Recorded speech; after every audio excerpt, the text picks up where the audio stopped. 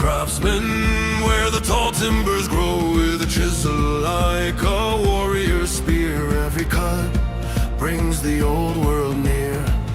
Hear the answer in the turning tree, Odin whispering, let creation be. From the north, let the shavings fly under watchful gods in the winter sky.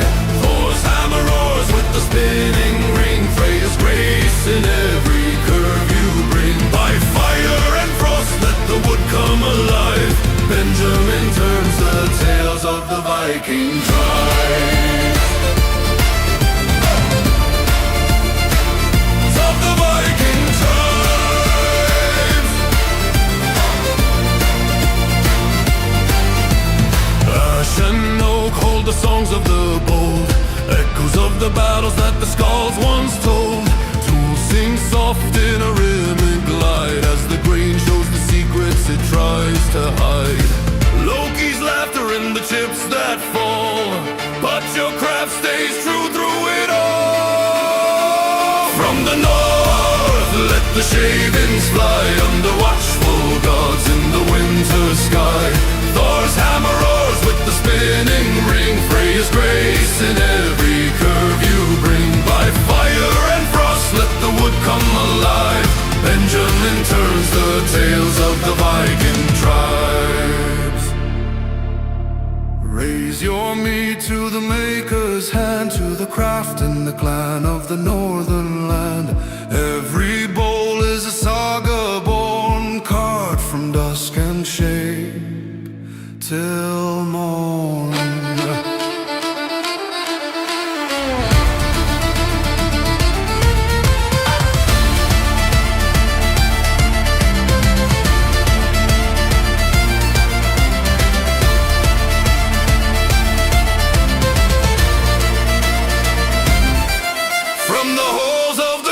Let the echoes ring of the wood-turning warrior and the stories he brings. Let the world hear the call from the workshop flame. Benjamin Winkle, another name. From the north, let the shavings fly under watchful gods in the winter sky. Thor's hammer roars with the spinning ring, Freya's grace in every curve you bring. By fire and frost, let the wood come alive. Benjamin turns the tales of the Viking tribe.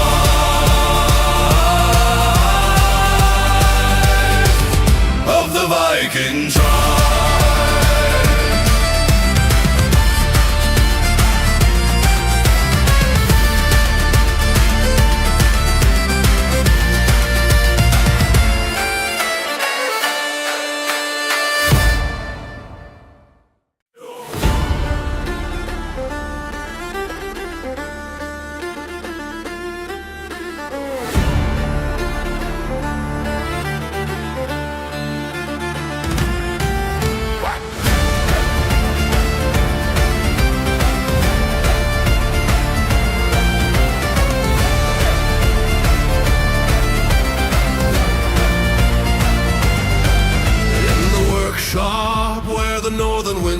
Stands a craftsman, where the tall timbers grow with a chisel like a warrior spear. Every cut brings the old world near. Hear the answer in the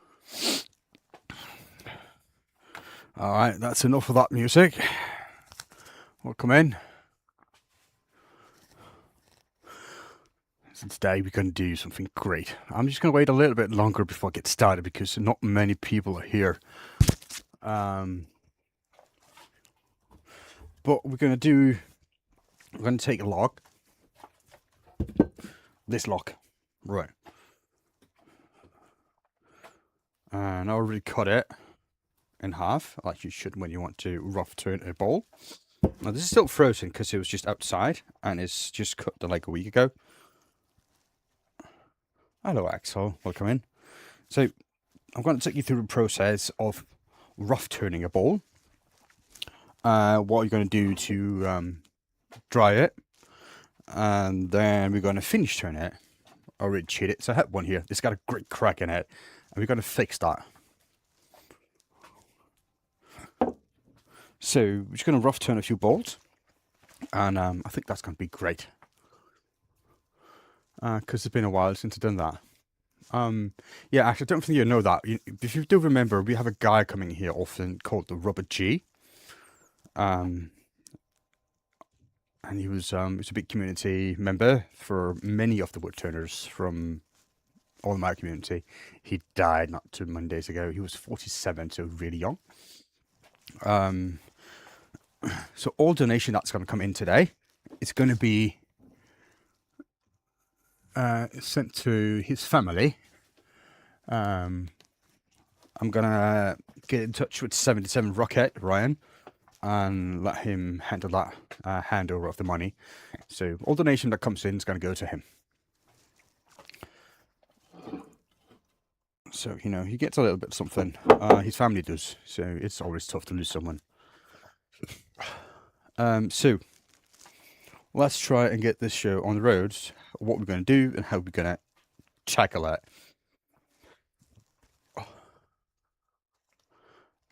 There. Right. So when we got a log,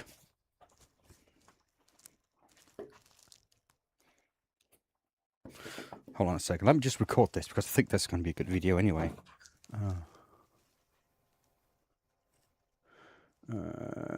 Start recording there. All right. So when we have a log like this, freshly cut a week ago, we want to get rid of the pit, the center of it. In this case, I'm just cut it through because the balls normally sits in this side of the bowl. So this is one ball and this is another one. The pit's going to go away because that's where the most of the cracks come from. So in this case, you just cut it through with a bandsaw because I have one. You can use a chainsaw and any other tool you have to cut that. Now I've got 2 ball blanks. And I want the ball, in this case, to be like this in this side. This one. The other one, I think I'm going to do the other way because it's a little bit thicker. So let's just find the center of this piece. We can do many things in how to find the center. We can use the magic wand here. So from corner to corner. It doesn't have to be that precise, it just has to be reasonably good. So about there is my center. So magic wand away. I'm just going to mount this on a worm screw because I like that system. Now, by the looks of this, it looks like the center is pushed a little bit to one side. And just see. So this is 18.5. And so it should be actually moved a little bit more. So right, we're going to go about here. I think that's going to be all right. Now, when you do this, don't drill too deep. Just go deep enough for your worm screw.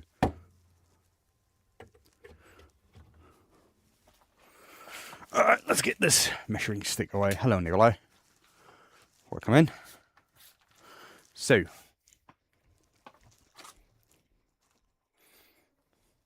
let's get this mounted. Maybe zoom a little bit more.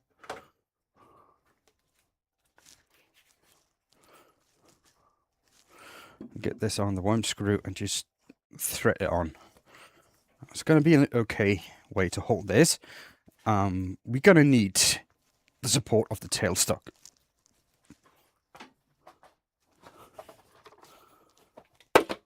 Whenever we use a worm screw, we always want it to use a tailstock as well.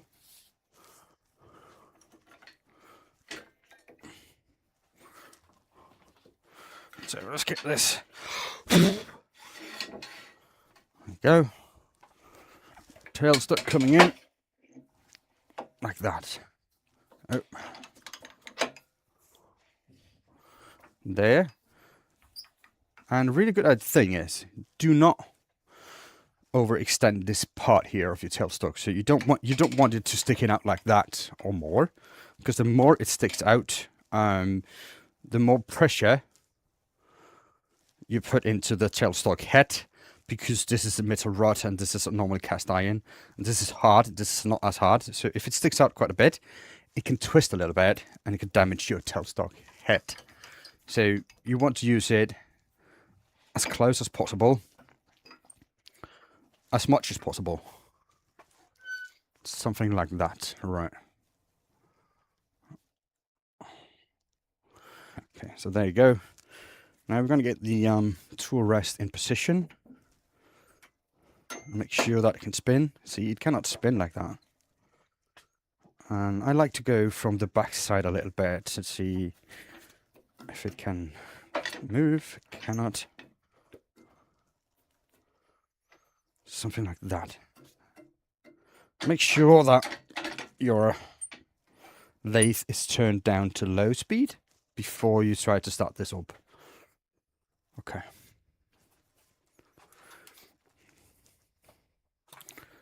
There you go. Whenever you start something up, just stand back and watch.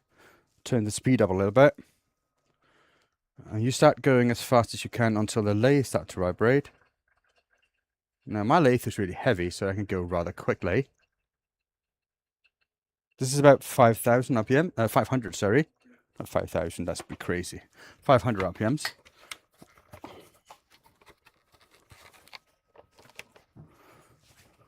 So I'll just get my face shield on because protection is needed for stuff like this.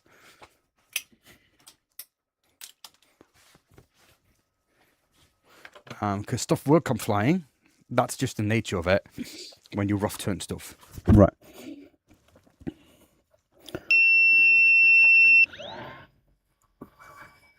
I'm just going to attack this with a 1/2 inch ball gouge because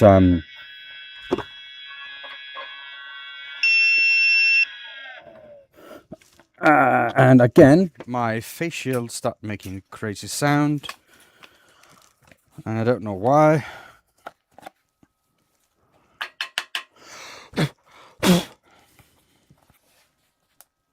Just gonna do that a little bit.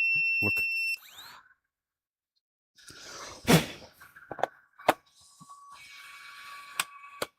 There you go. That helped. I don't know what that was. Probably a little bit of something in there.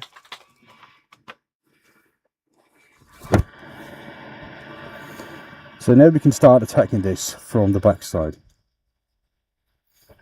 So I'm going to go from here, and this already starts squirting out moisture. So with stuff like this, you want to go slow and move the tool rest as often as possible, right?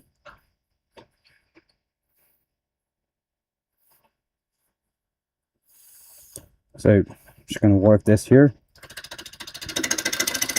And it's always satisfying to watch shavings come off like this. Now this gouge is not sharp. I haven't sharpened it before use because I'm just going to hammer it into bark and all the debris that might be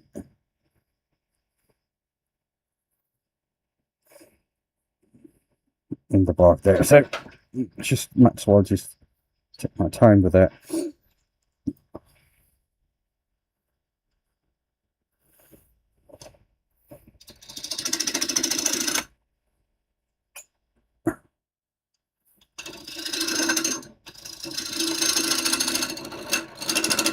So rough turning is for everybody that likes to go out and find natural timber or thing that fall down on its own, and you want to use it for wood turning.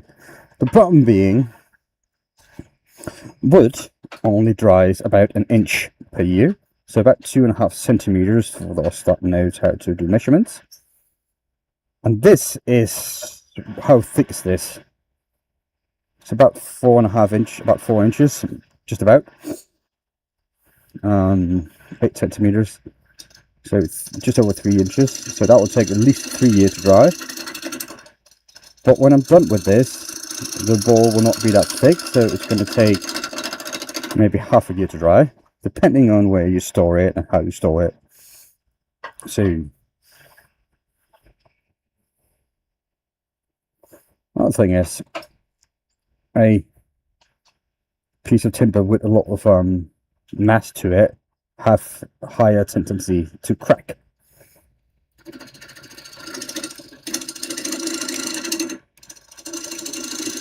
So doing it like this, make sure that the wood can move and dry a little bit more even, because it's a drying process that will make it crack.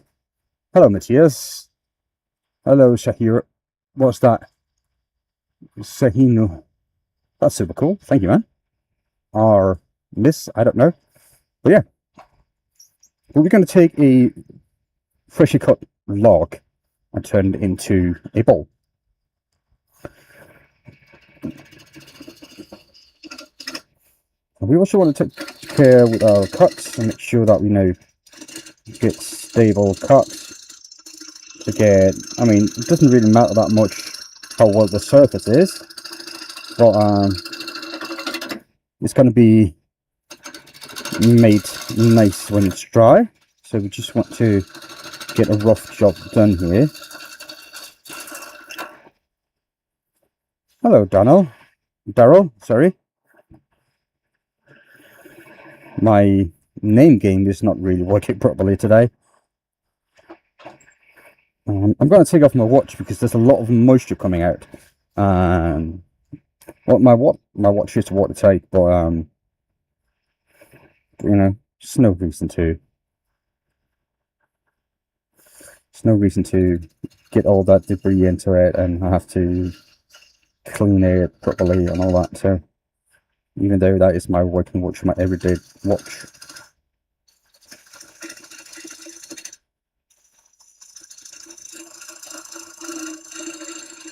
So, gonna get this. Now it's a lot more round now. Still got a flat spot up here. We've got some bark here. I want to get rid of that, both the flat spots down there and the bark. And then we're going to have to make a tenon. I prefer tenon to my rough cut bowls, not recesses.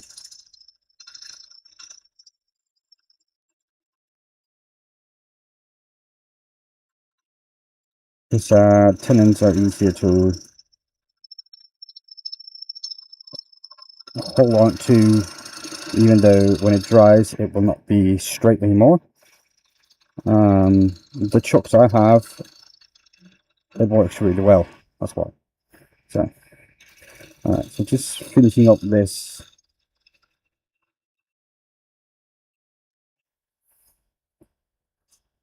So let's see. Still got a little bit of bark, a little bit of flat spot, so 1 or 2 more cuts and we should be good.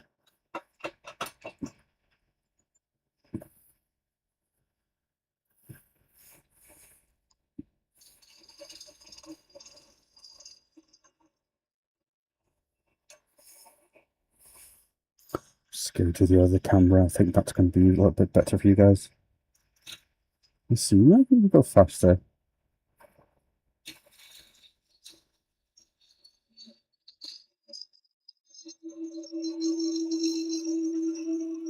I'm rather aggressive with my cuts because I know I'm going to have to remove some material.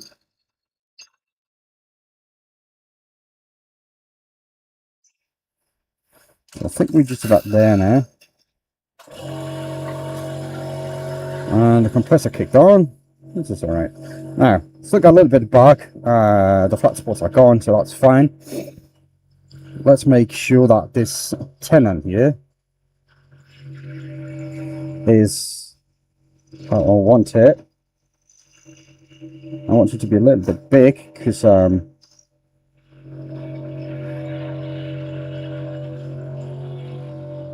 it's going to have to come off. So now I can remove my tailstock,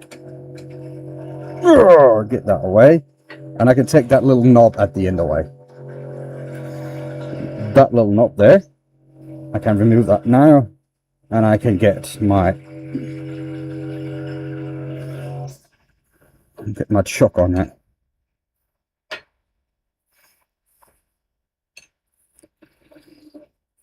Now remember, this is just holding on with the worm screw, and it's not the best hold in the world.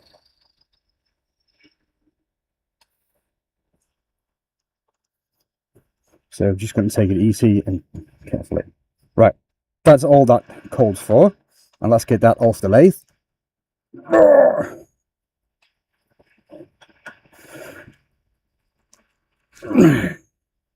That was nice and tight. That's what we like to see. Now the spindle was blocked, so it could not move. Right, I'm gonna do two. So I'm just gonna get the other one. Good morning, Canine. The other one I thought I was gonna leave the bag on, but I decided not to.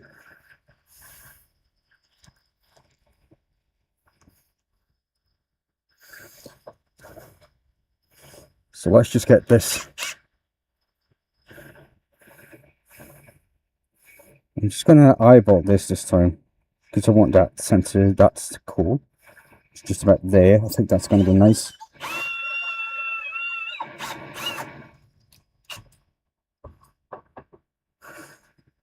As you can see, rough turning balls doesn't take that long, so it's something you can bash out. So something you can bash out really quickly and have a good stock to go for the next turning season.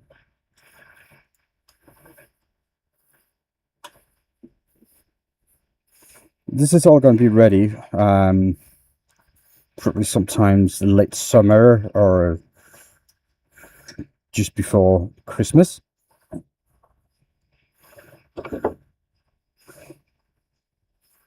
If all goes well.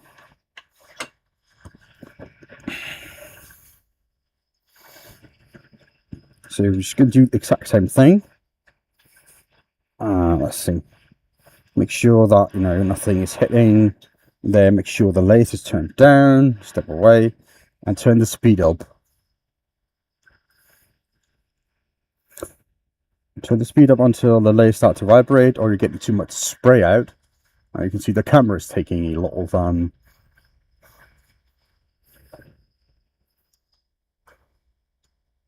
the moisture coming out of this. It's so wet, this.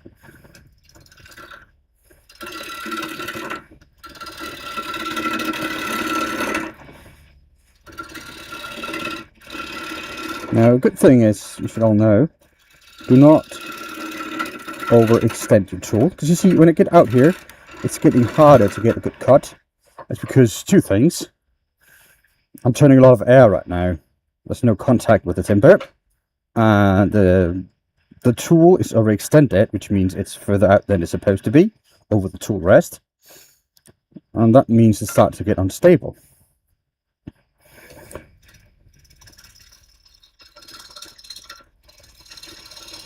An unstable tool doesn't cut well.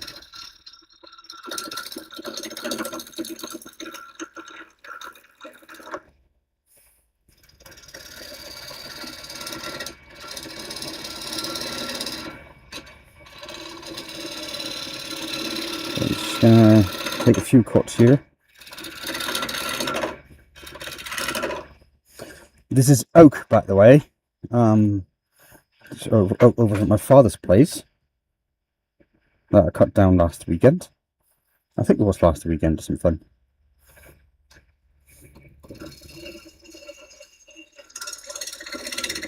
No, you don't need to have a lot of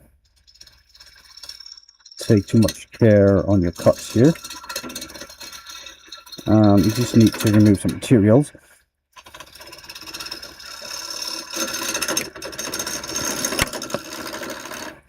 And like I said, I did not sharpen this couch because I'm going to beat it into dirt and maybe sand or whatever is in the bark.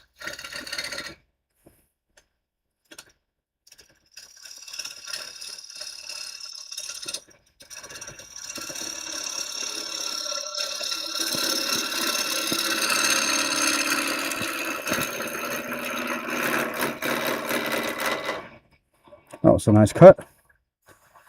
Now let me just get a towel and clean my camera lens. Also, I need to clean my face shield because that's really getting dirty.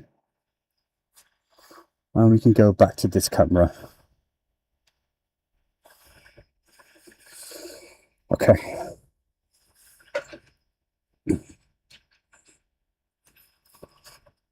So that's moving along quite nicely. Remember to hit the lights, people. Now that gouge is extremely dull now.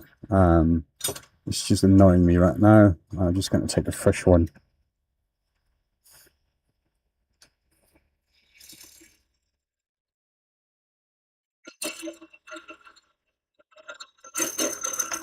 That cutting. Now I'm taking really big cuts because my lathe is really powerful. If your lathe is not as powerful, just take smaller cuts and take your time with it. Right, there's no need to hurry. This is a hobby and we want to have fun.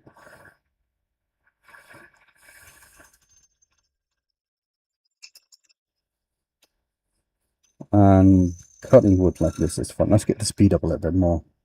I think we can do that. Now, the faster you're able to go, the easier it is.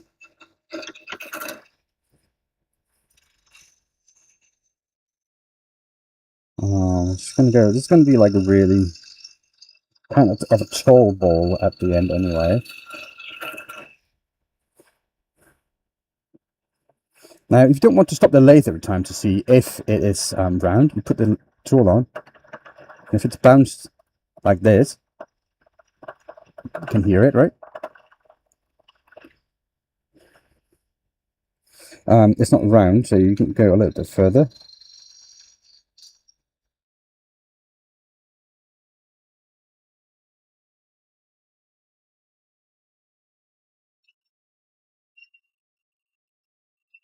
I'm just going to take one more cut here. Oh, sorry, I hit the camera. And there you go. Right. As you can see, I got the pith away here, but it's still there, which means I need to take the ball down to about here. Otherwise, I'm going to get a lot of cracks. But that's going to be all right. I don't think that's going to be too much of an issue. I got a little bit of bark left here, but that's okay as well, because that's going to get removed anyway.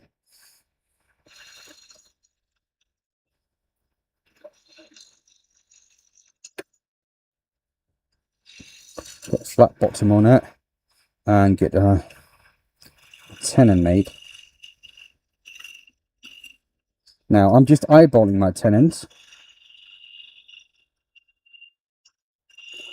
because my chuck doesn't require that much care on the size. It just needs to be able to grab it, basically. That's the good thing about the one-way chucks, the one-way jaws anyway. But if you don't have jaws like that, or chuck like that, you should just use measuring and get it properly.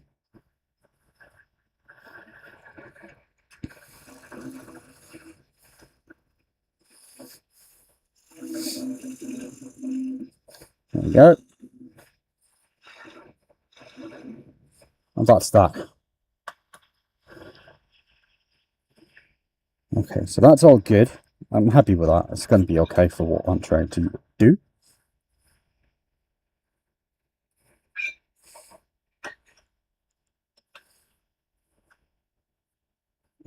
So let's get this key properly seated.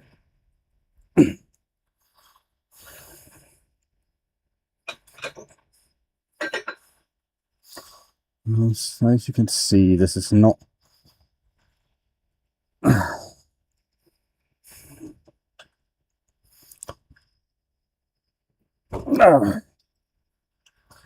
that was stuck in there. This is frozen, by the way, because it's freezing outside and this has just been laying outside.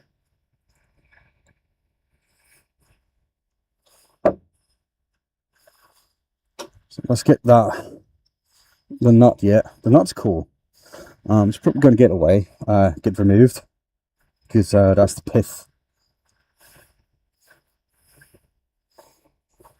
So let's see. I don't think it's going to fit in those here. I think we're going to take the smaller ones. Yeah.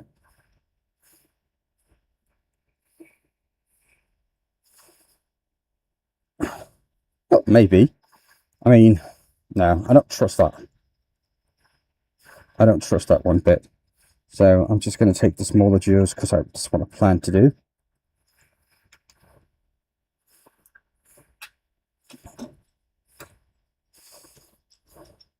Morning, Michael.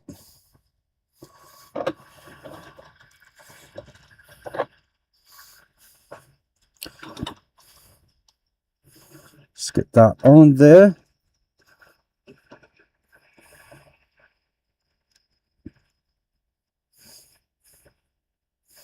Yeah, we'll see if anybody donates. Not many people do, so yeah.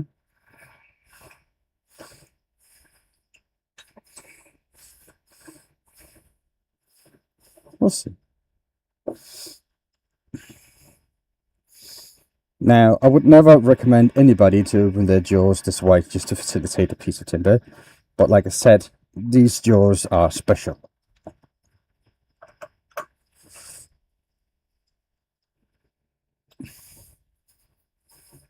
Now, when you take turning wet timber like this,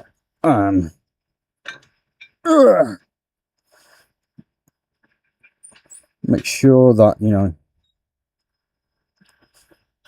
tighten their jaws.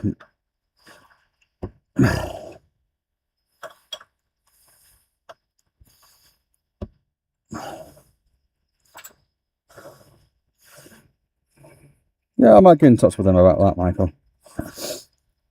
Take the speed down again. Now, this is not round anymore. I didn't expect it to be very well. I can't hope, but you know.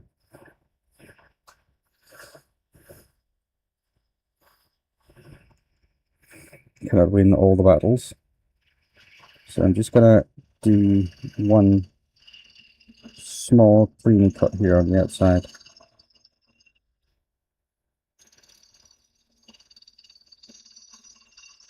Just to help myself a little bit. Because if the vibrations are hot down to the minimum, the turning is easier. Oh, Gigglecraft. Careful here, you don't hit the jaws.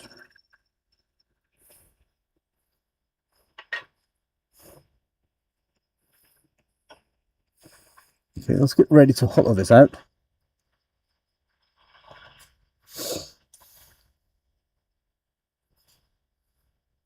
This is the wet wood again, yes. Rough turning a few balls.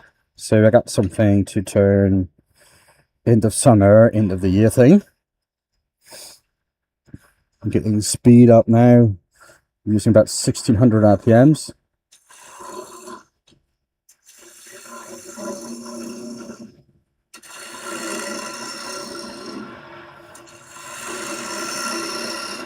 Now, when we rough turn like this, we don't want to make the walls thin, but we want to make them about a tenth of the width of the piece, so about there.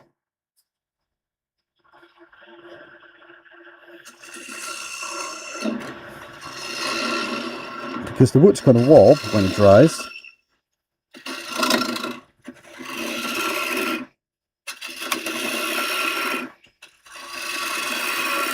And you're going to need to let it have the ability to do that and move. And when I can turn it, finish turn it,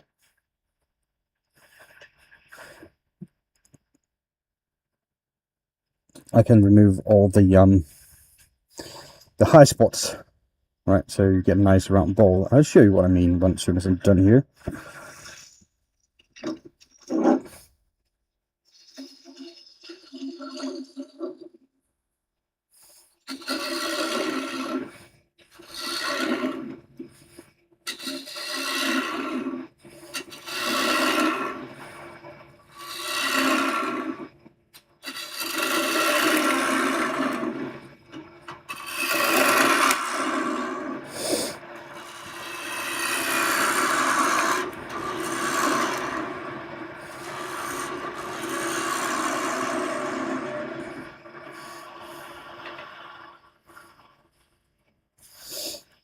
So let's see, this bowl is going to end up being about 8 centimeters tall, and so I'm about the right depth now.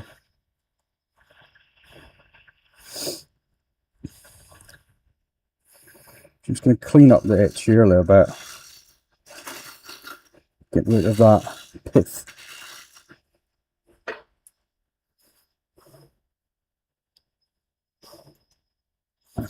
So now that, because it's already kind of split here, I'm thinking this might hold, but you know, there's a way to fix that, and I'm going to show you that.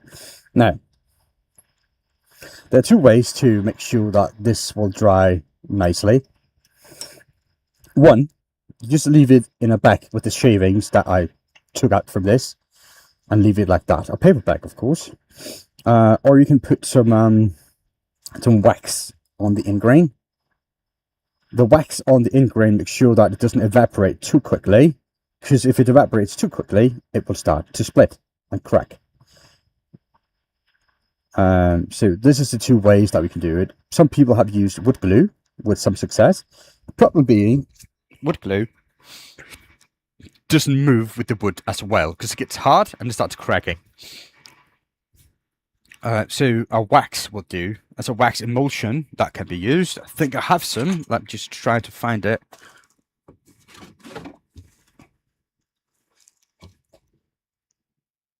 I don't see it anywhere. Anyway, it's a wax emulsion that you can just put on.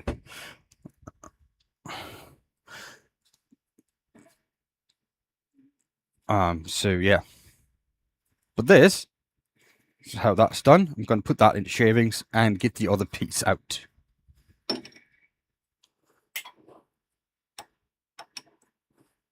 Yeah, the problem again that, Michael, is the wood glue doesn't move with the timber, so that you have a higher chance of it cracking. And the wax emulsion is not that expensive, really. So it's actually about the same price as wood glue. So why not just use that instead?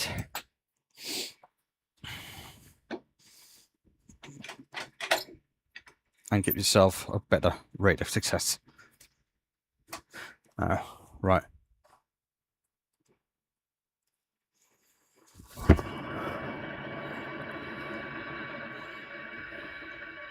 Yes, you can use candle wax, but just get the emulsion, dude. It's not that expensive. It costs about the same as wood glue.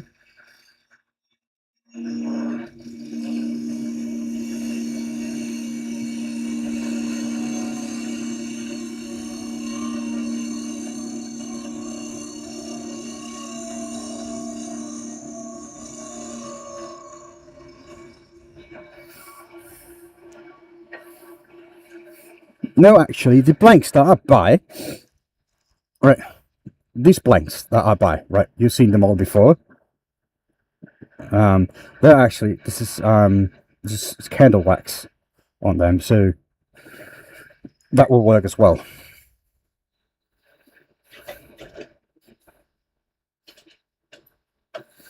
So that's fine. It's just that the candle wax, you need to heat it up and all that. So you need a pot for it.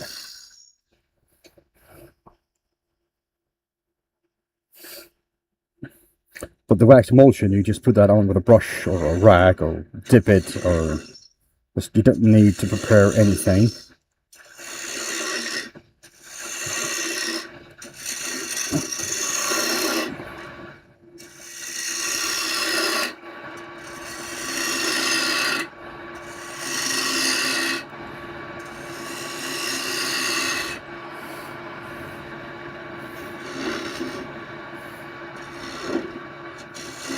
Now, by stepping it like I do here, it means I always got a nice place for my tools to start, which eliminates some of the chances of the tools skipping when you present it to the wood.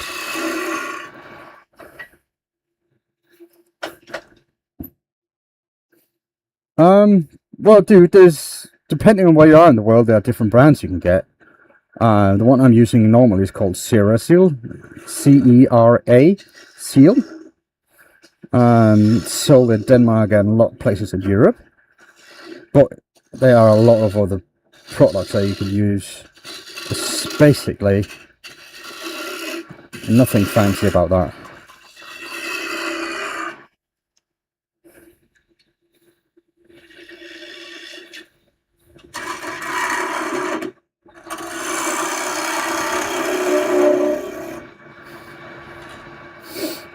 I think the wall on this is a little bit thick, so I'm just going to take one cut. I'm trying to do this, try to mimic the walls on the outside.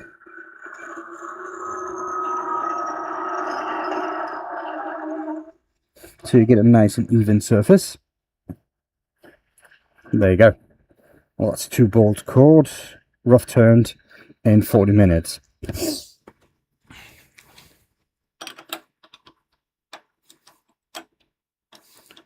Yeah, you can probably find one from Chestnut. There you go. Now, let me just clean my lathe, because this is, like I said, this is oak. And oak has a lot of tannin in it. And tannin and raw steel is not the best combination. I can show you in a second what that would do. You can see there, that is tannin from oak left on raw steel for a few hours.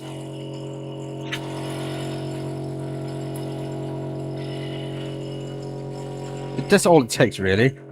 Now I need to sand this to get it away, and I mean, there's nothing wrong with tapping the lathe bed. It's just, you know, sanding is removing material, so it's not the best idea.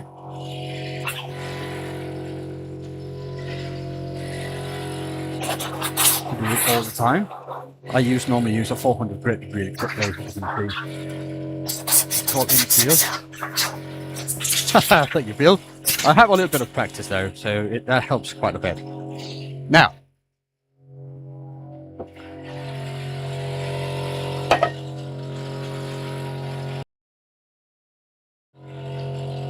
this is a ball that was turned.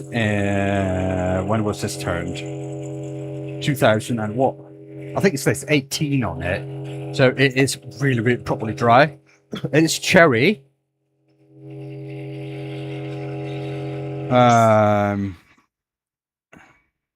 Yeah. It's supposed to have a little bit of spalting in it, so it's going to have a few issues. But this is what's going to happen with it. It's not round anymore, and it had a crack because that's right there. Right there's the pith. And that's where cracks start from. So it was a branch or the center of the trunk going out here.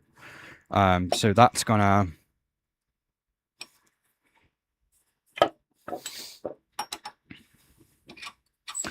So, but we're going to fix this. We're going to put it on. The jaws, as you can see, this is not round whatsoever because it had moved. And it moved quite a lot. Now, what I'm going to do, I'm going to start by cleaning the face here. Make sure this is nice and flat. Then I'm going to flip it, holding it here. And you can hold this here by several different ways. But then I'm going to clean up the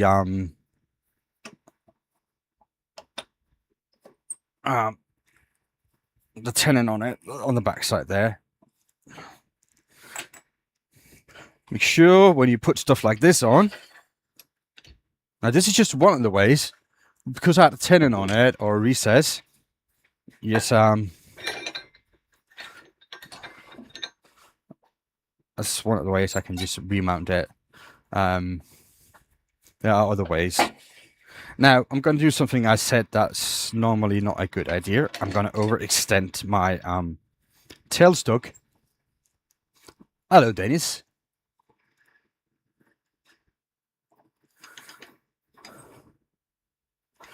I'm gonna put a cone in here.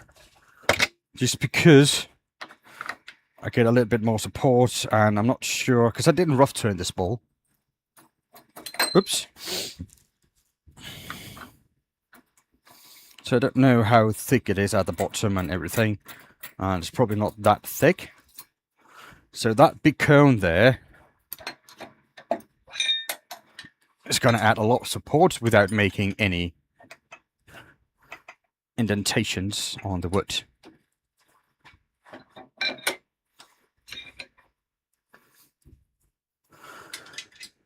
Okay.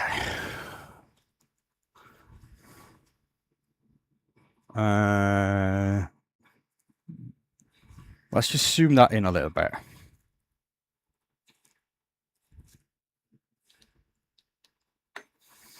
Now, the lathe is all the way down on speed. Remember to go down on the speed. As you can see, this is not round whatsoever. Look at that wobbling. No. So I'm just going to clean that face up. And I'm just going to do that with a few pull cuts.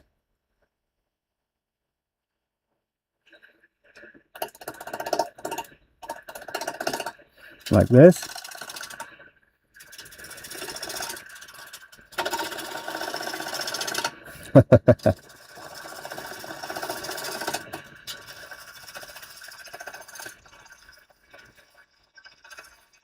As soon as I can start feeling this being around, I'm happy enough.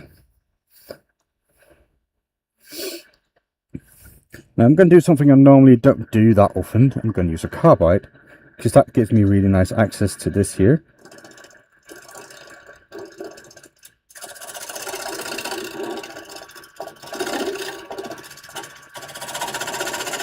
Because this is where I'm going to hold my ball.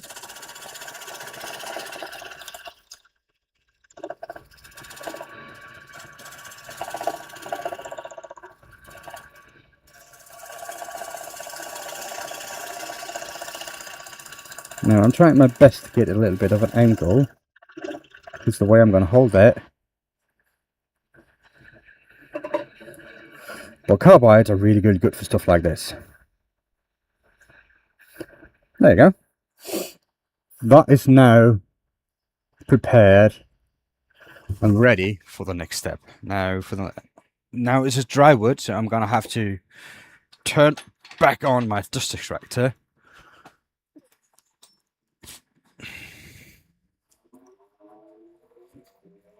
Right, okay.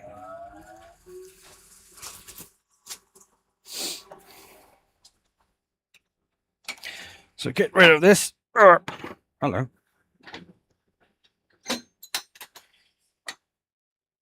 The tailstock.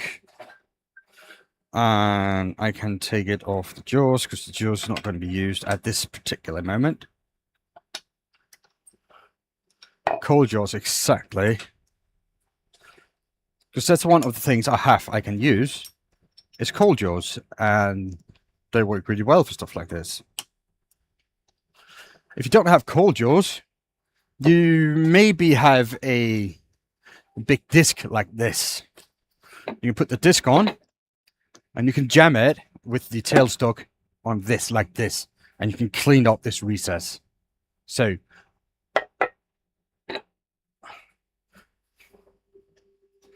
there are a few options. You can also make a recess inside the ball here and mount it on a chuck expanding jaws. That's also another way you can do that. But we use the tools that we have available, and I have a really big set of cold jaws, and I really like those, so I'm going to use them.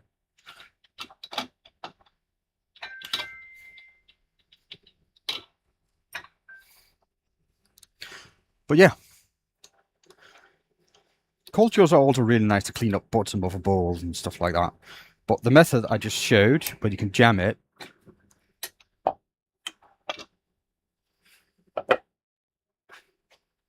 it works really well with many projects.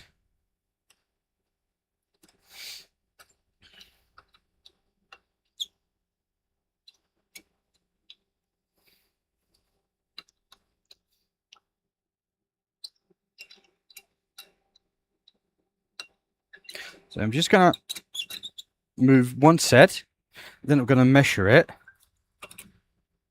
So this is 17.5. This is 18, so that's going to work out pretty good. The ball is 18 on the inside, so that's... Just going to move this really quickly.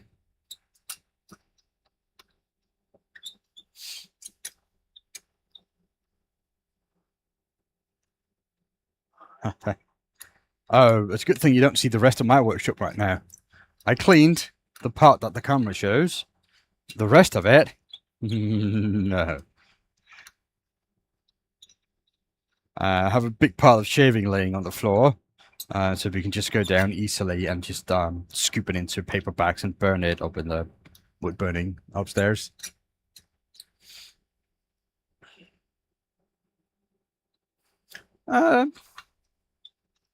Probably not. So we'll see. Just gonna move these in.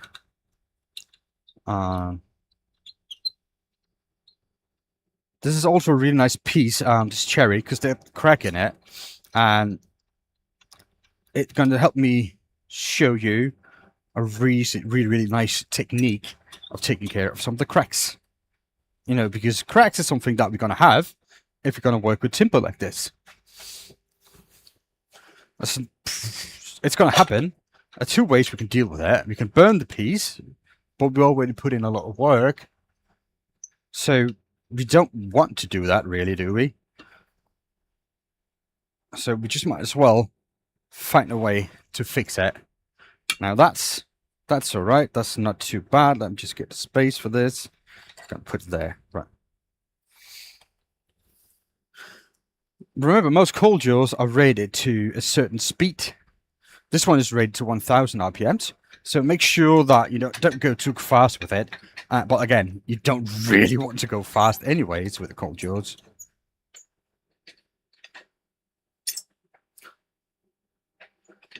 Because it feels dangerous when they start to move.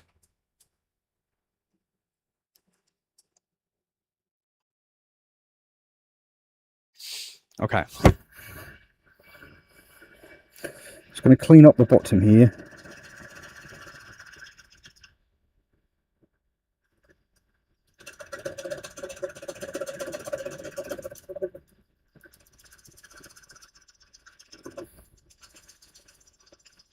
A few pull cuts.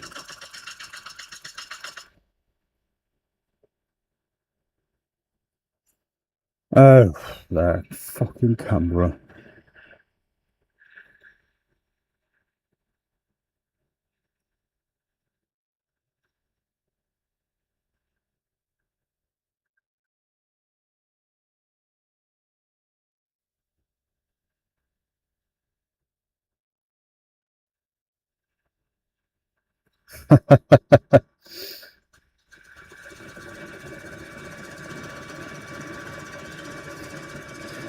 So your wife bought an airbrush for Christmas.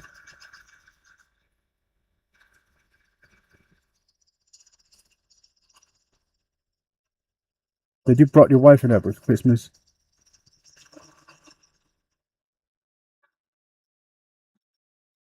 And she decided she wants it for herself.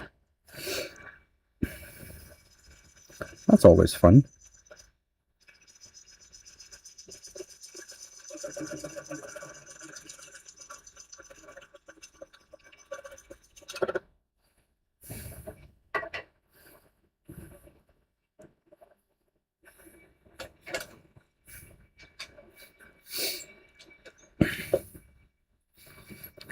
Okay, so let's clean this up.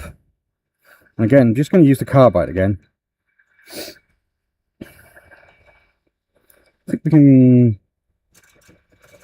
probably go to about 800 RPM.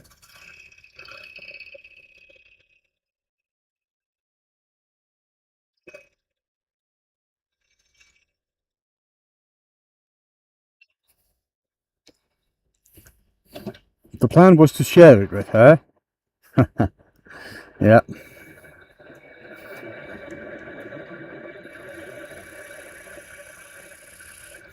Well,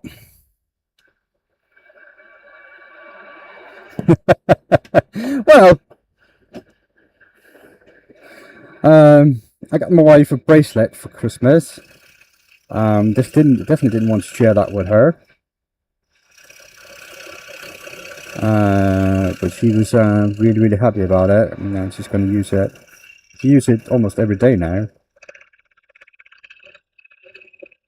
The funny thing is, actually, she put in on her wish list for 8-carat one. It's a gold one, sorry. She put in her wish list for an 8-carat one. So I went down to the jewelers, the local jeweler, and I said, well, my wife wants this bracelet, and he was like, oh, that's not a problem. She found a price. I was like, oh, that's way more expensive than I thought it was going to be, like almost twice. And I showed him the link my wife shared, and he was like, ooh, that's cheap. Talked a little bit, forth and back, and then he discovered that he's looking at 14 carats, so that's why it was freaking expensive. So I almost, my heart almost dropped because I wouldn't be able to get that present because that was way too much.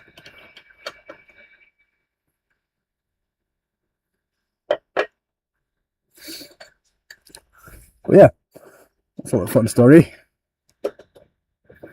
So that's going to work out pretty well.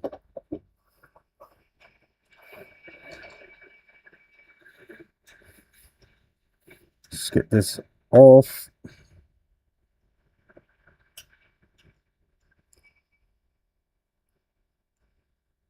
Yeah, gold expensive, but my wife, she's a girl that likes gold, so of course I'm gonna spend the Christmas budget, present budget, to get her gold.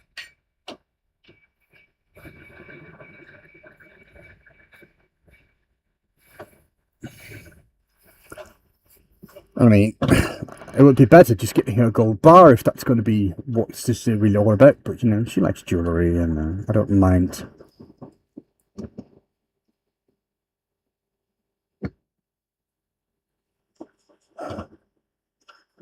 Come on. Why can't I get this to grab? Okay, that's going to go on the floor for now. It's going to clean that up later.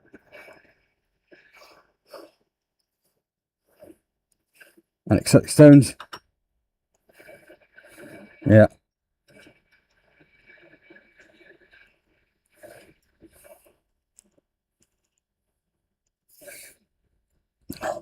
Okay, so let's get this ball back on the lathe.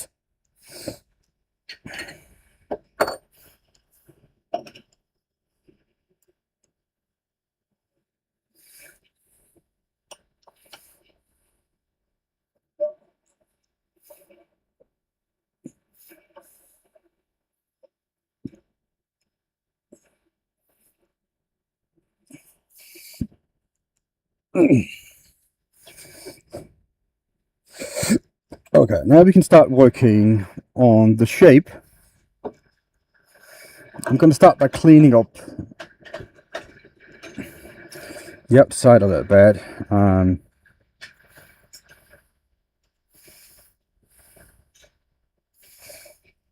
See how well that's going to go. And I forgot to check the clearance.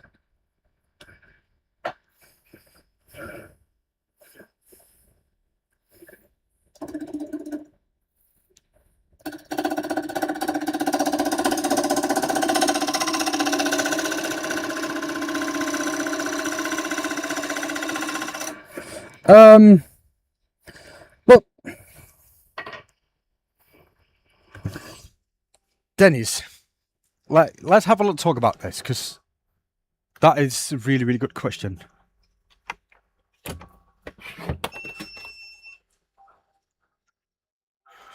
And basically, the chuck you basically want is around these size here, and I'm showing the back of those. So they're about the same, and these are around 4 inches, just about. You can get them up to 5 and 6 as well. About 4 inches is what you want to look for. The thing is, chocks for wood turning is not the same as chocks for metal. So you have a basic chock. Let me get one out here. Now this is a basic chock. There's no jaws on it. So now you have the chock. That's the base. This is what you're going to use. And make sure all jaws that you buy fits that chock. So it's a really good idea to get the let's just get that turned down a little bit because I am really loud in my own ears. All the jaws you buy, that's a good selection of them, but they all fit the same jaws. So this one, for instance, is from my local Danish wood turning store. It's called the A4. But there's a huge variety of jaws that will fit this. All the Vigmac jaws, VM 80 and 90 will fit this jaws. The 100 as well. 120 will not. But yeah, so I have a huge selection of jaws. So now you have the base. Now you pick the jaws. The jaws you're going to pick depending on what you're going to turn. Right. So if you want to turn a ball like this, it's a nice little small ball like this. You take the piece on your lathe and you make sure that it fits the jaw that you chose. Because the jaws you choose is going to be a small set of jaws, something like this. Because it's all you need for a small project. If you're going to make a huge project, like a really big ball, you're going to use some bigger jaws. And they also fit the same chuck. There you go. Now these is my big jaws, and I use them for really, really big projects. I turned 60 centimeters pieces on it. 60 centimeters is 24 inches on these jaws. It's a little bit small jaws for a piece like that, but it is possible and durable. So what you're going to do is pick a base, a chuck that you're comfortable with, that you know you can get jaws for in the future, around 4 inches, and just pick out a few set of jaws with it. Standard jaws around 60-70 mil is the standard jaws you're going to use for a lot of things. Then you have your 100 mils, that's the big ones I just showed you for really big stuff. And then you want a small set of jaws, something maybe like this, that can hold a small piece of timber on the inside and go into a hole and expand. So all jaws that I know of for wood turning can go both ways, except there are dome jaws that only goes one way, but you know, we don't talk about those right now. They're special. So a set of jaws that can close almost all the way and hold small pieces inside and outside, like these, the step jaws that can go 2 sizes there. That's a good thing you have. Then a base set of jaws, something like this size, to hold your medium-sized projects that you're going to turn. Depending on your lathe, if you have like a 10, 12, 14-inch lathe, these are probably the biggest jaws that you're going to need. You don't really need the big ones. So you'll be good with just 2 sets of jaws for most projects. So if you've got a bigger lathe, 16, 18, 20, 22, 24, or whatever size lathe you have, that's swing, by the way, you need a bigger set of jaws, like the 120 mils I showed you earlier.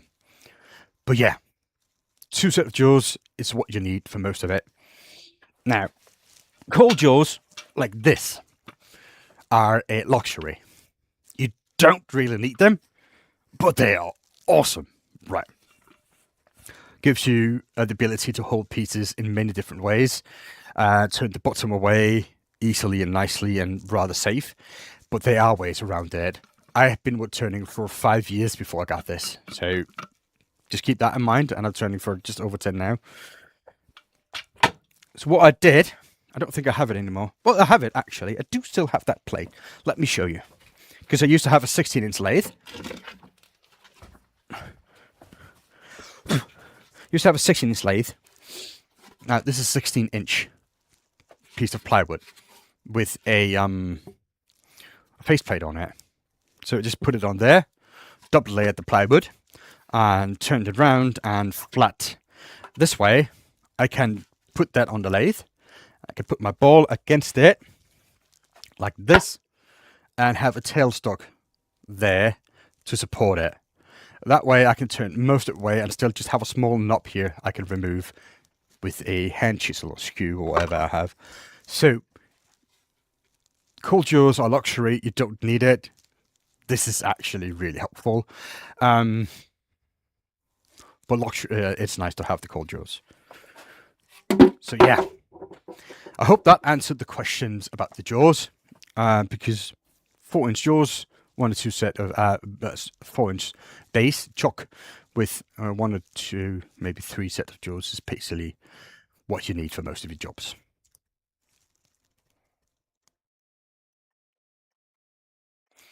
So another thing is, jaws are not designed to open all the way like you've seen me do. They are designed to, hold on.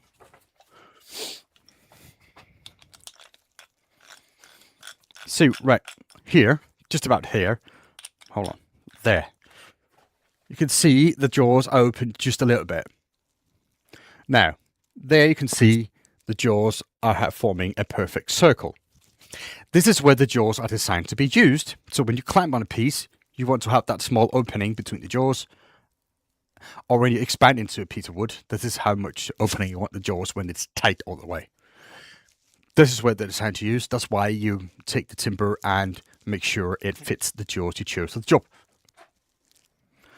So it doesn't matter how much they can open and close, only when you have cold jaws.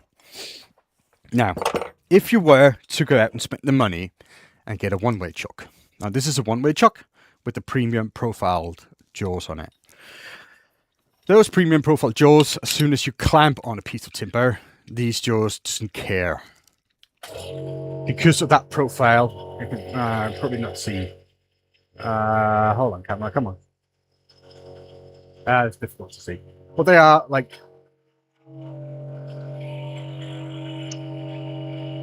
you see they're bowed. They're not straight, they're not round, they're not even. They are specially shaped. They're patterned in that. Which means every time you clamp on a piece of timber, you will have maximum grip. And these jaws will work well for many, many applications. These jaws are more expensive. Twice as much as the one we showed you, but just about. But in my opinion, they are kind of worth it. But it's all up to you what you want to spend and how good you are with measuring and make sure that everything is good and nice. So yeah. Hope that helps. And so the one way, yes, they are more flexible and they're like, you don't have to be precise. So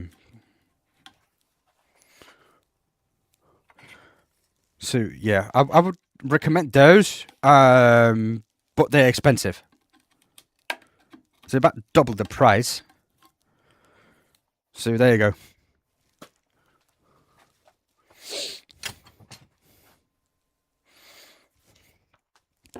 But yeah, I'm not sponsored by One Way, I'm just a fan. And if One Way you're watching this, you may sponsor me.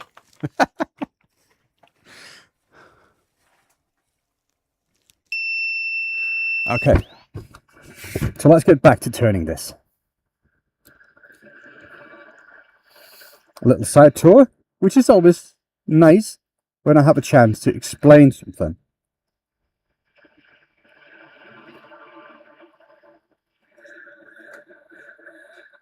Because that's what we're all about here, actually. I want to teach people and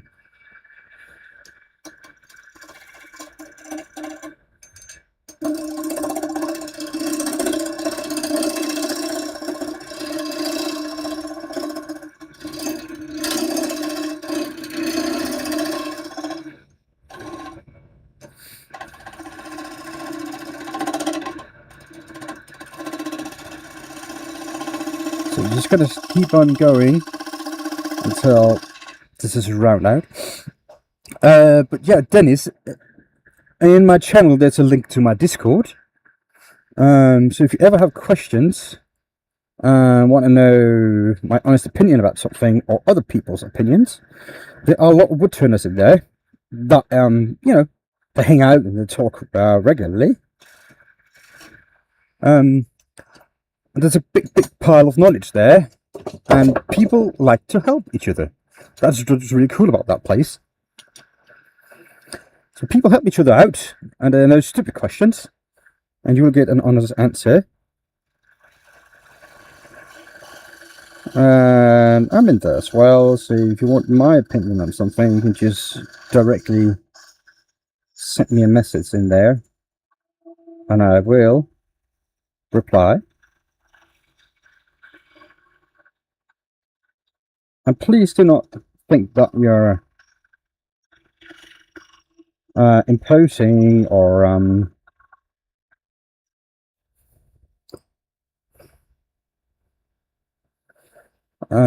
disturbing me or anything. You're not. If I'm doing something else and I don't have time, I will probably not answer until I have time, but I will always answer. Good thing about the Discord is I can mute it if I'm doing something that is important.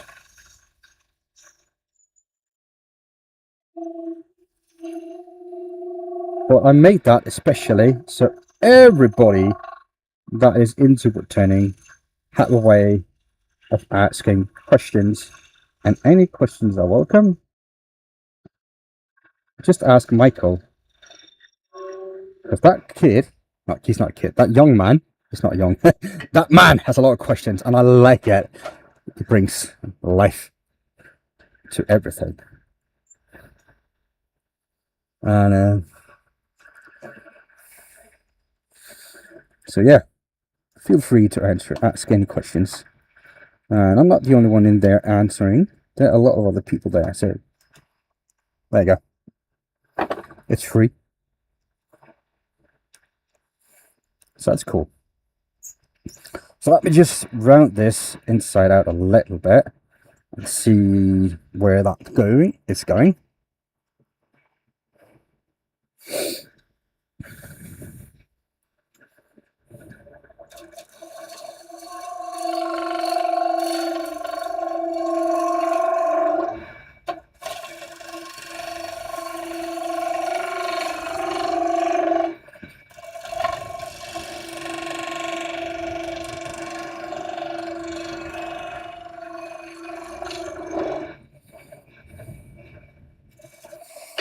Okay, I'm going to have to go to that camera because I'm going to have to go in front of it.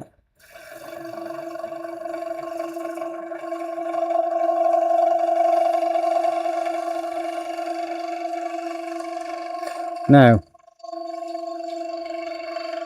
I just made it round on the inside, and because this is pre-turned, it had already decided what shape it's going to have to be. There's nothing I can do about that other than just follow the previous guy who worked on this. And there's actually a possibility that people sell the rough turned balls that's dried, so you can just buy them. That way you don't have to wait if that's something you don't want to do.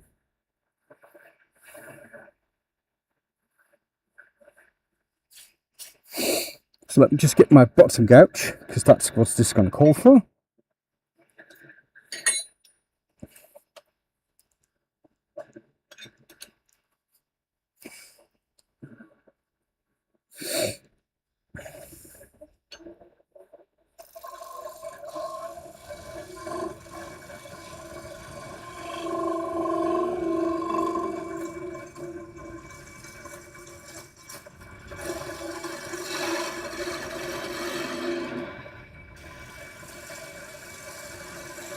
Just cleaning this up to make sure it's nice and round before I decide on what kind of thickness that I want and what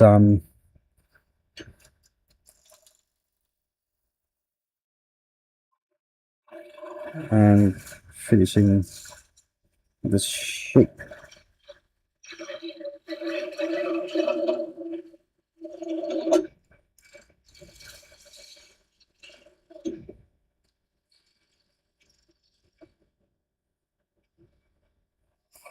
Okay.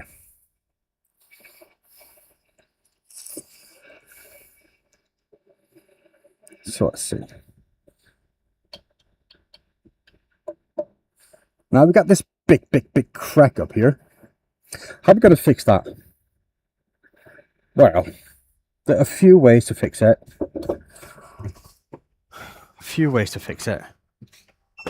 First of all, I want to clean that a little bit, because those splits down there are not that great. And the guy that worked on this before me actually tried to use some resin, I think it is,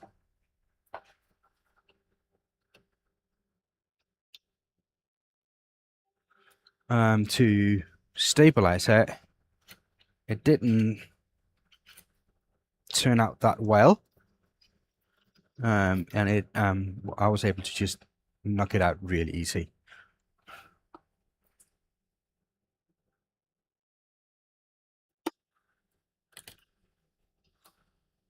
Oops, sorry about that, peeps.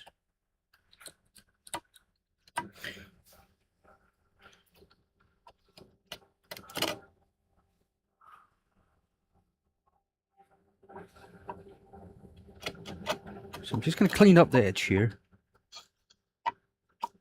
and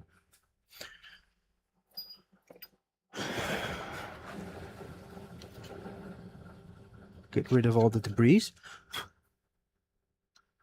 Now this is a really big crack, and I'm going to try to fill that with a bit of timber, and then we're going to make sure it doesn't have to fit. Doesn't have to fit properly. It just have to feel the void a little bit.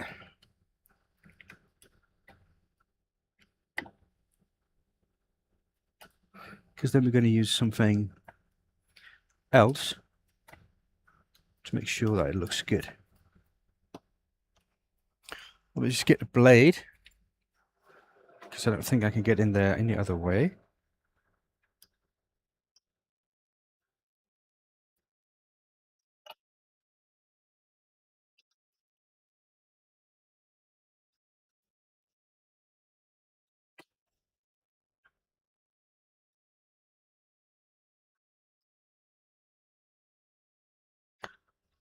Hello, Aldo.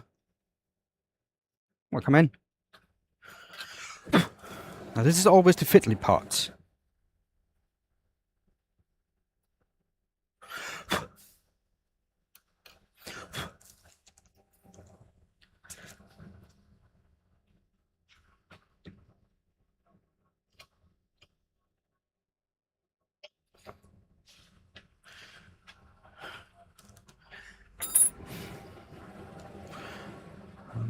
Let me just see.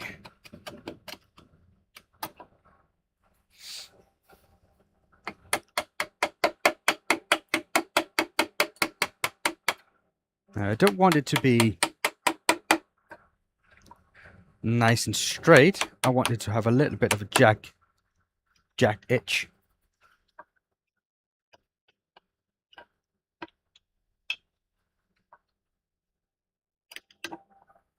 But I want the bottom to be... Good morning, Timber. How you doing, mate?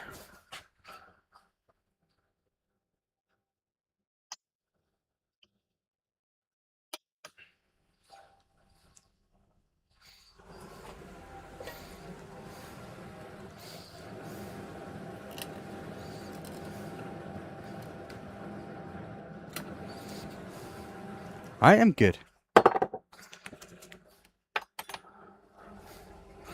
I am doing well. I'm just working on trying to get some of this material out. Okay.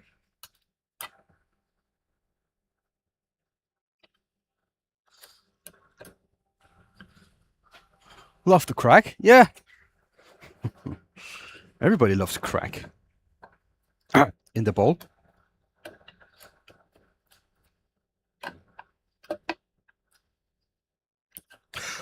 There you go.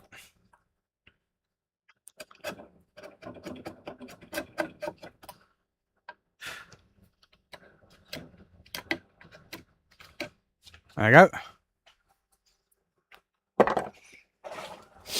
So, the way I'm going to fix it is I'm going to take a piece of darker timber, I'm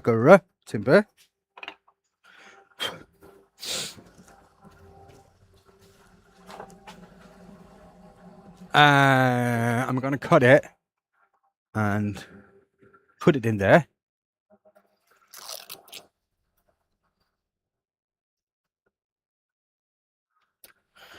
Glue it. And I don't want it to be a perfect fit, because that would be too easy, wouldn't it?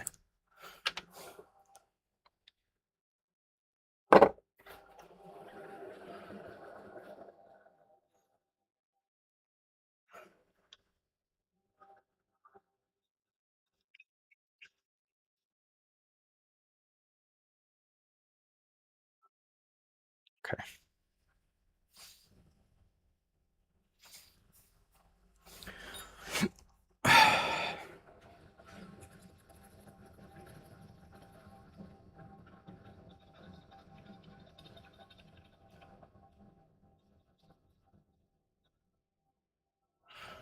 Okay, so that's going to be all right.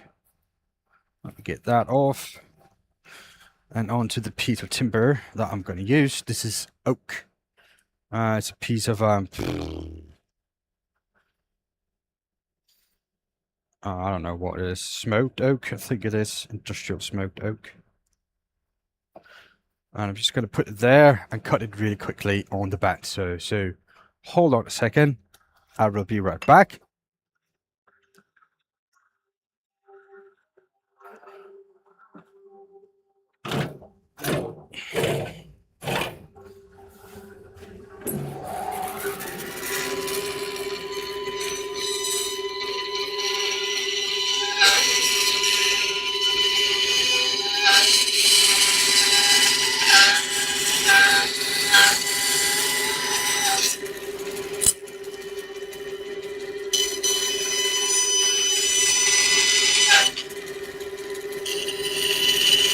So you can't see this, but I'm just trying to follow the line reasonably well. There we go. And like I said, I don't want this to be perfect, because perfection is not what I'm going for. I want it to have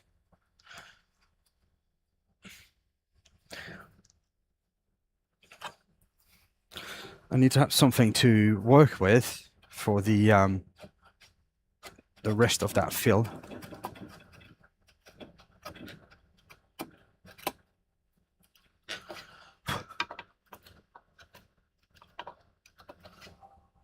There you go. Well, that's going to be good. That's going to be really good.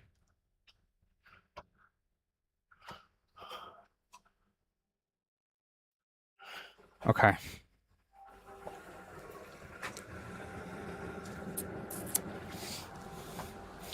So let me just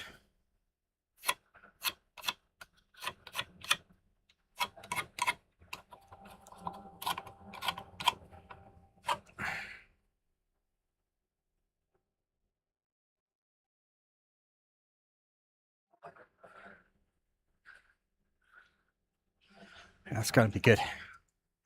So let me just cut this again.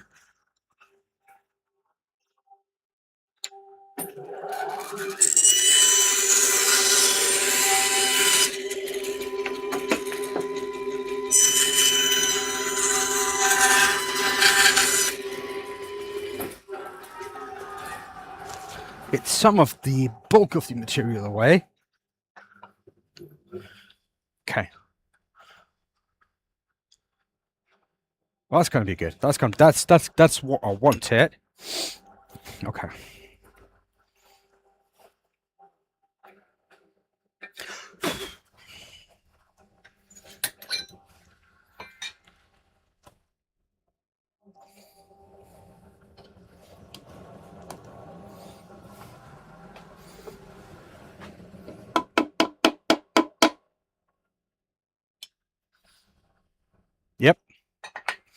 That is nice. Okay. So let's get this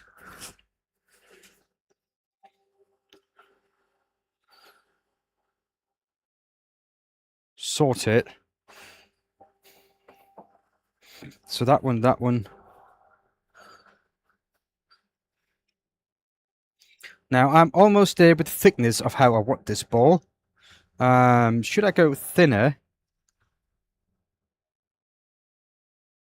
I don't know. I haven't decided that completely yet.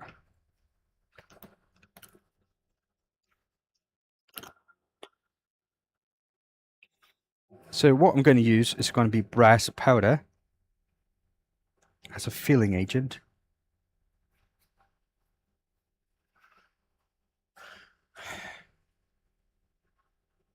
And thin CA glue to hold it.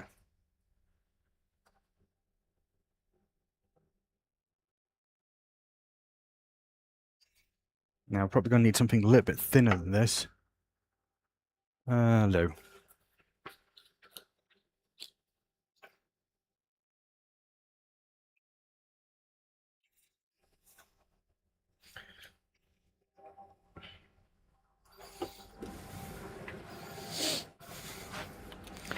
Okay.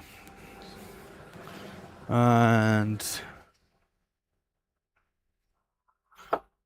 it's going to be okay, I hope.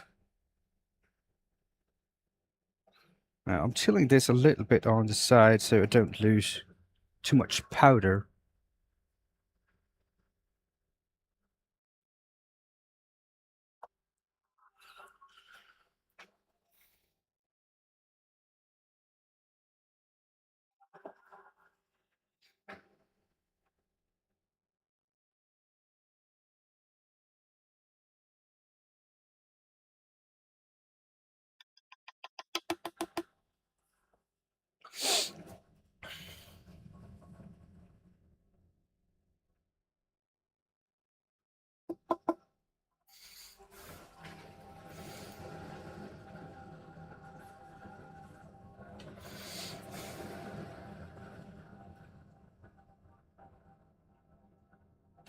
Just keep filling.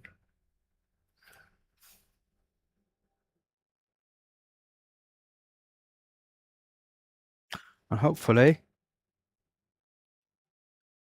that will stop sinking.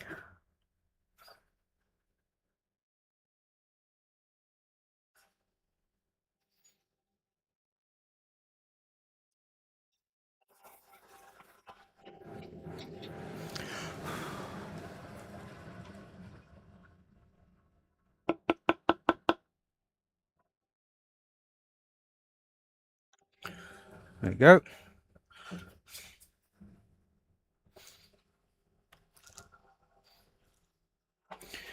And soon.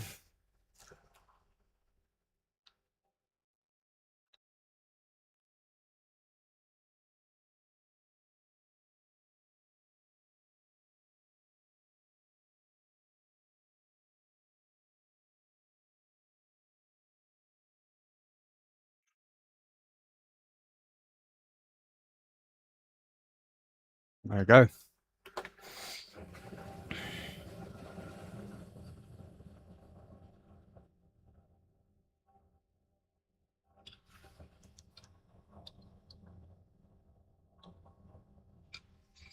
Now the backfill has been done. It's just a matter of keep filling it in.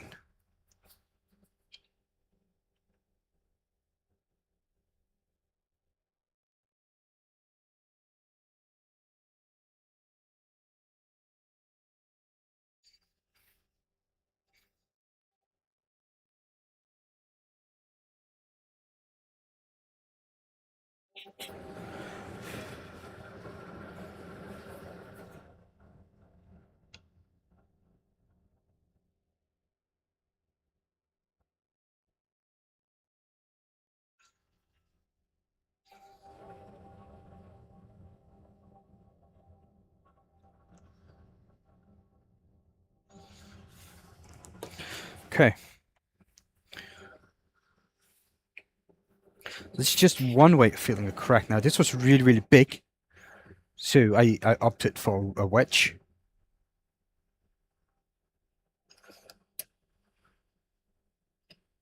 Or you can use shavings just to this is just brass powder, dude. You can get that in many craft stores just about anywhere.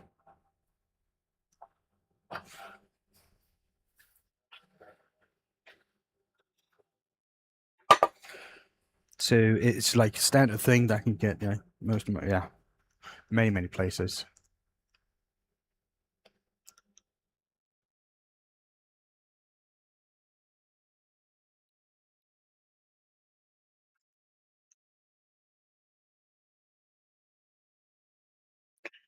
Okay, so I'm gonna have to start filling that there.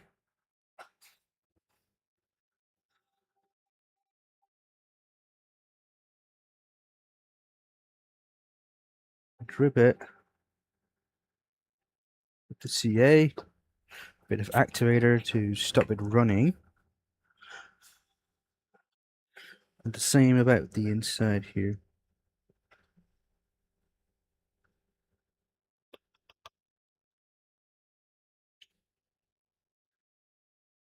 So the question is always, did I get all the void filled? Or well, yeah. The thing is about this, it looks like actually you carve, but if it's done right and you're lucky, it's not always about doing it right. It looks exactly like you put a piece of brass and you cut it so it fits, and you took a lot of time doing it, which is always nice.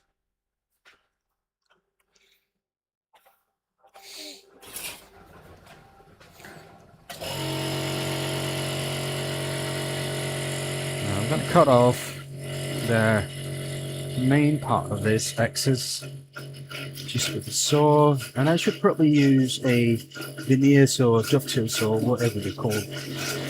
I just don't have it. I'll have this and I will use it.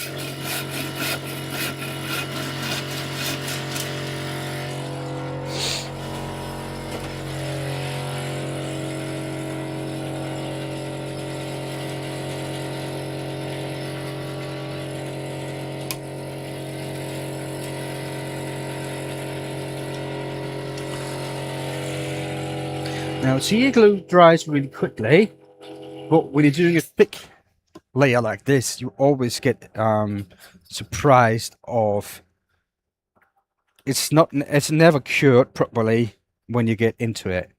So that's always something that you need to be careful about. Use proper protection, face shields, use some ventilation, because CA glue gives off toxic fumes when it dries, and it can make you sick. And I know that because I tried it quite a few times. But there you go. So you start feeling like flu symptoms after you work with CA glue. You probably don't have a flu. You probably just got poisoned. And yeah, it's not a good thing. So let me just clean up the faces.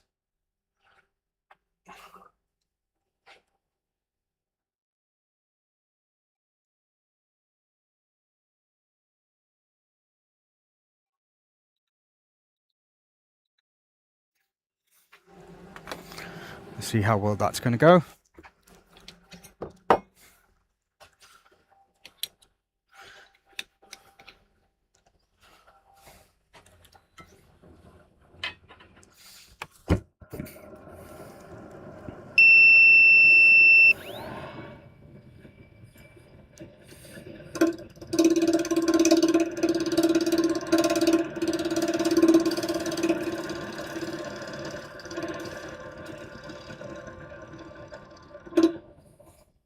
Go. That wedge is not going anywhere. No, I'm not supposed it will. I hope it doesn't.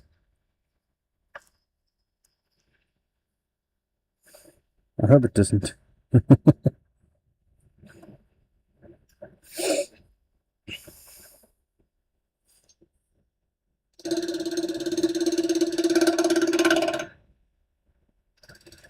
you had time, probably should secure it with wood glue and what have you. But I was afraid two things. One, I was going to run out of time, or two, I was going to fill the void with wood glue, and I didn't really want to do that.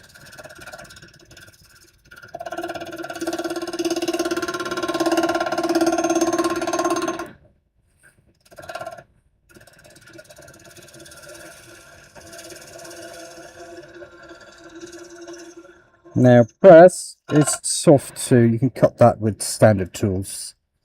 There's nothing stopping you from being able to. I can see now that I didn't get a proper feel, which is alright. We can fix that.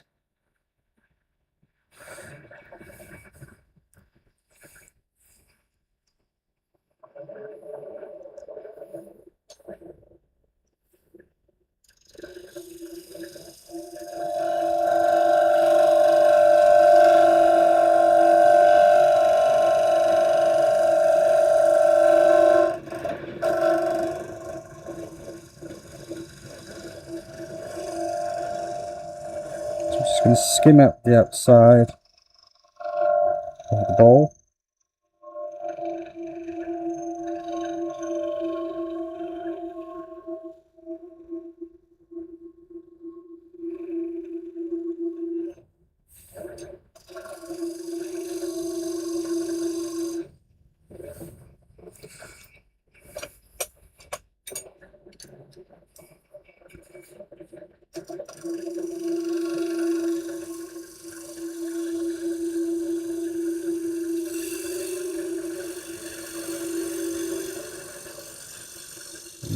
There you go.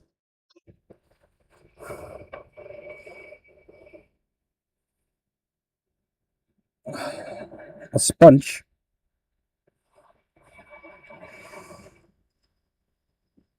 When you finish, I use some sponges sometimes when I put finishing on this, on my white pieces. So that's if that's what you're asking.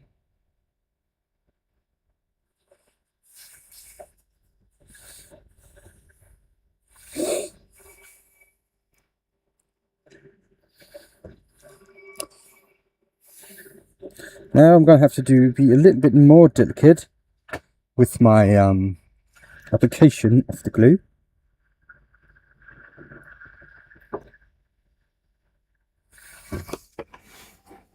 Because this outside is almost done. Hey mate, how you doing? Welcome in, mate. So for that I have these there you go, small tips that just fits on basically any CA glue bottle like this. So now you can apply it really precise. And as you can see, you probably can't, but you know, there are small imperfections. And there's nothing wrong with that, as long as we know how to fix it.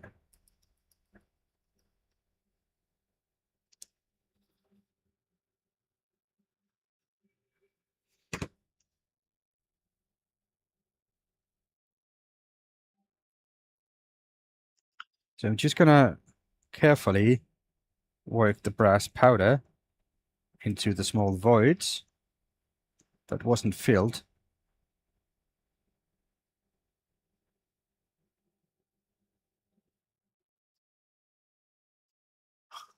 Thank you, Das. DAS.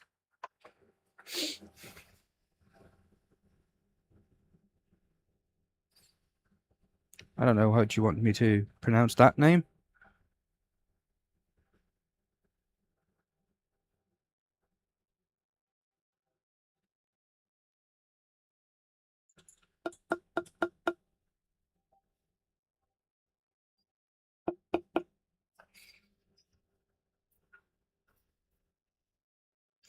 Is it coming through? I don't think it is. Das. Okay. Das. That's actually kind of funny name. That's the old Danish word for outhouse.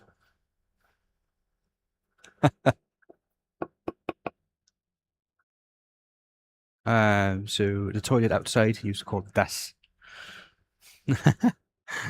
uh, Sorry for calling you a toilet, but you know, it's just made me thought about that. Yeah.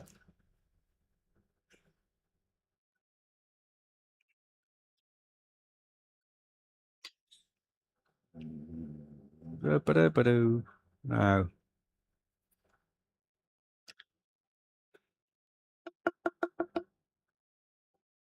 Just trying to see if it will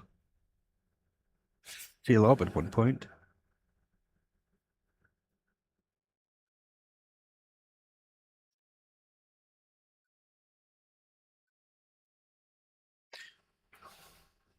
In German, it means car. No, it don't mean car in German. Das is it's a word you put before a uh, uh, uh, uh, um. In German, car is Auto. Um, Before a word that has no sex assigned to it. I'm not really good with German, but that's normally where I use it. Das die der.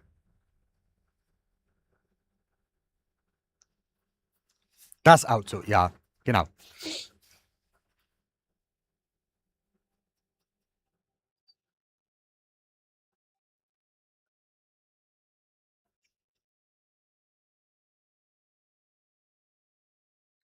I thought I was able to do this a lot more delicate than I am.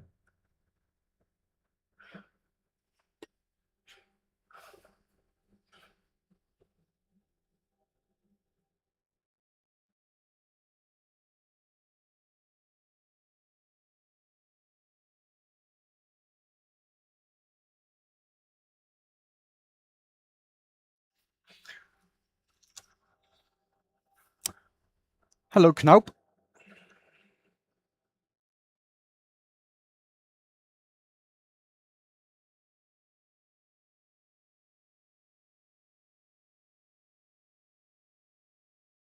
Welcome in.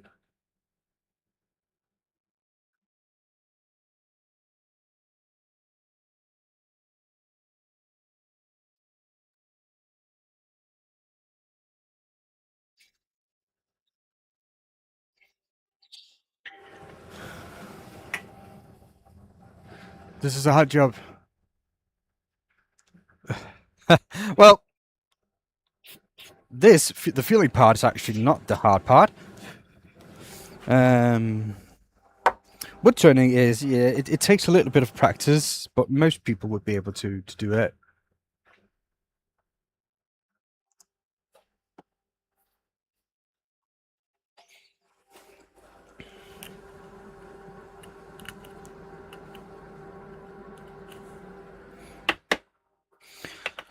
Yeah.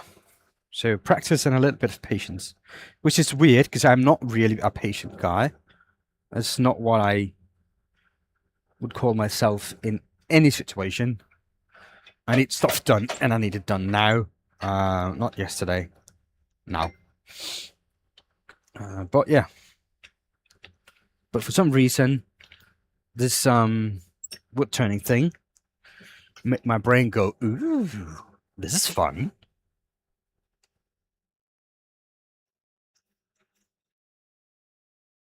Yeah, exactly. Most people can use a stove, doesn't mean they're a good cook, but they will get fit. That's true.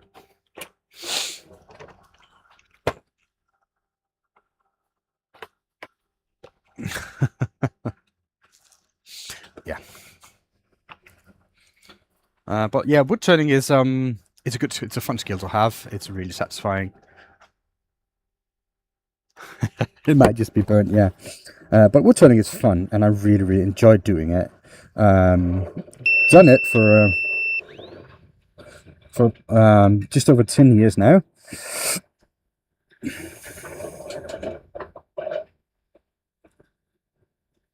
And I really enjoy it.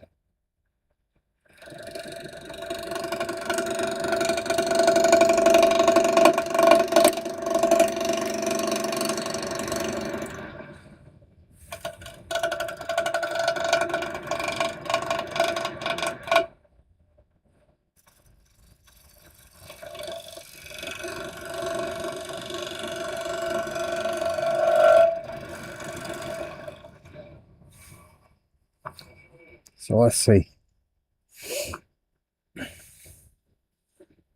That's not too bad. I'm just going to have to clean that up so I get a nice surface to work with.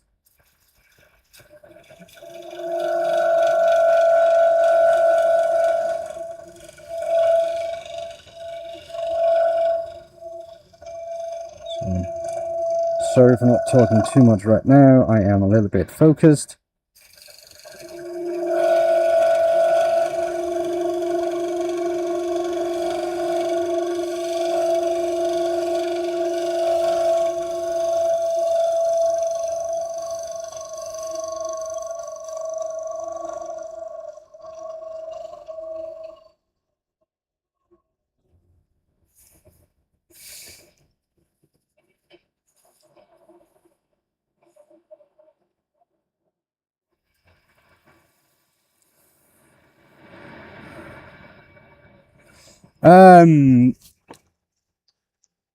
It is much fun. Not sure if you noticed, Ben, but when I did the holophone the other day, I did the top similar to yours because it looks really cool when you do it. I just wanted to make some more of them. Yeah, dude. There's no pattern on design from whatever I do, so have fun with that. And I'm happy that you like my way of doing it. That makes me happy.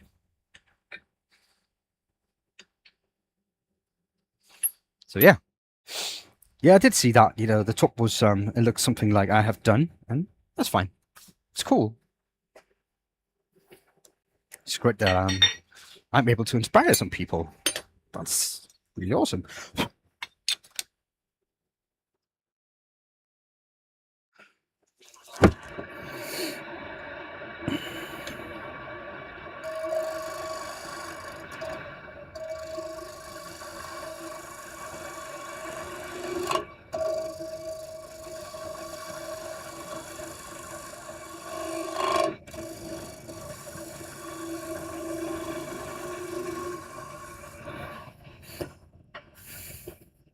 Hello, Fusion.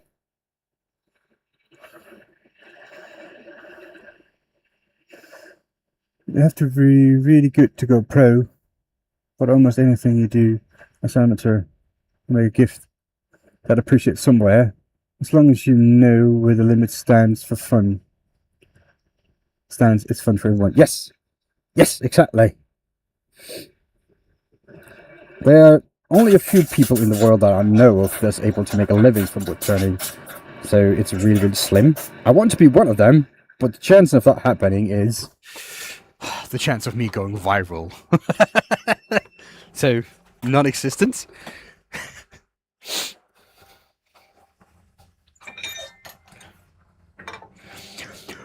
But I enjoy what I do, and I will keep doing it as long as I enjoy it.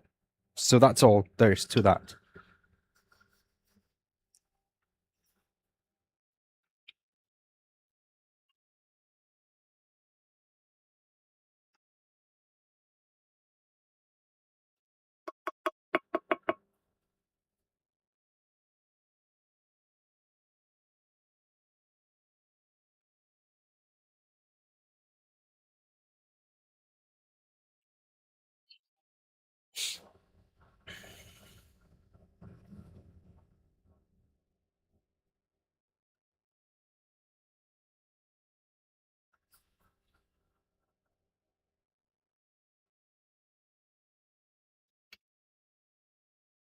Oh, did any of you watch Stranger Things? That show that was on Netflix? I just watched the last episode the other day with my wife. Oh, what an ending! The ending was cool.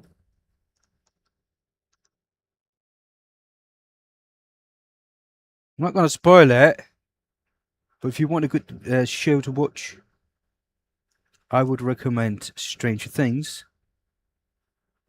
And the ending just came out here in Denmark, like a couple of months ago.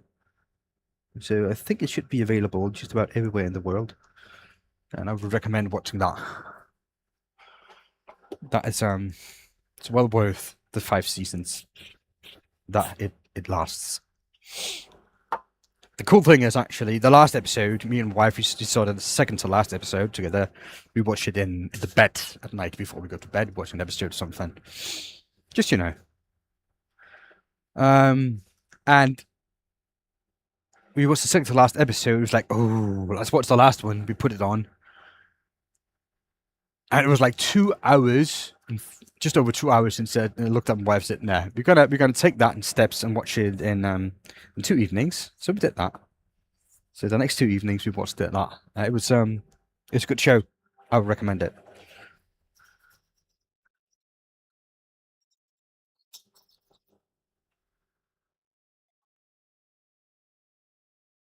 Yeah, yeah. It picks up. Some shows they go a little bit stale at some point. Just like The Walking Dead. Oh,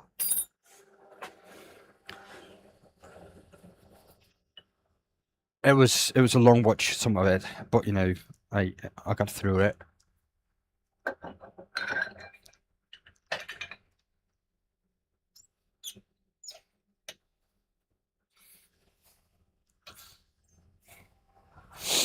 But yeah, I recommend that show.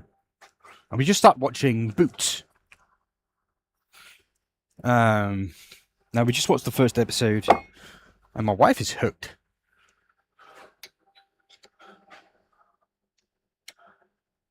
Well, what kind of teenager I was? I was the one that got bullied. I was the guy who couldn't fit in. Happy New Year to you, Lion. I was the guy who couldn't fit in. Who people liked, but then I tried too hard, and then I started becoming a victim for bullies. But yeah, that was who I was as a kid. So I don't know if that fits in any of your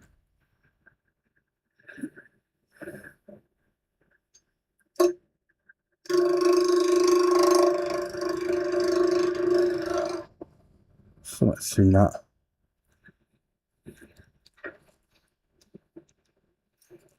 Hope you're well, Lions.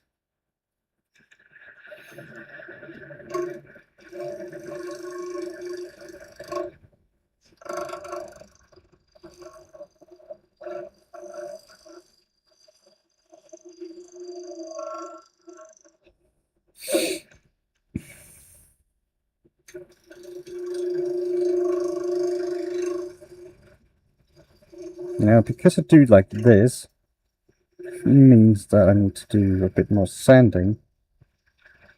Because scraping like this, even though it is gentle, it's not the best surface.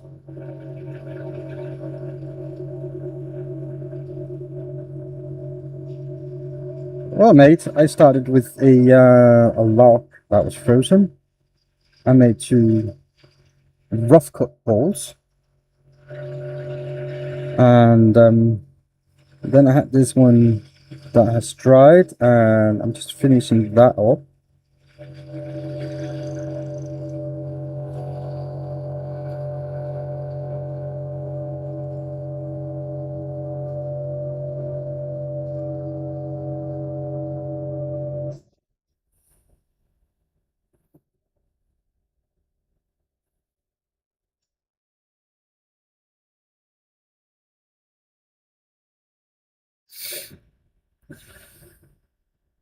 I think I should be able to sand this the rest of the way, because I don't want to go too much for that. I'm just going to round over the edge here.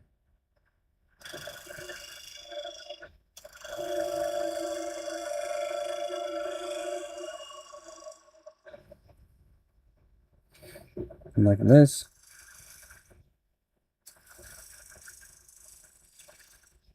Now I'm using a lot of scraping because of the no, this is cherry. I believe it's cherry. There's a lot of scraping because of the inlays there. I don't want to get that to fall out. It's a wedge I put in because there was a crack, and I filled the rest of it up with brass. So you can see the light brass there.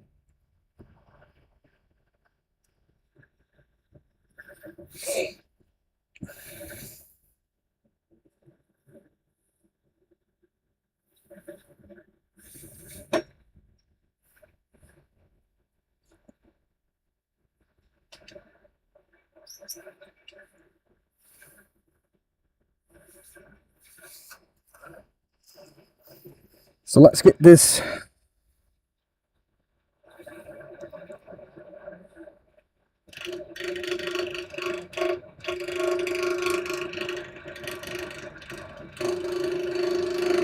worked out.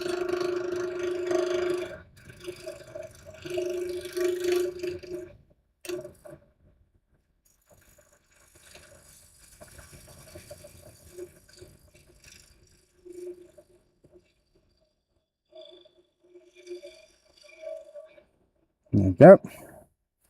Yeah, it's smoked oak inlay.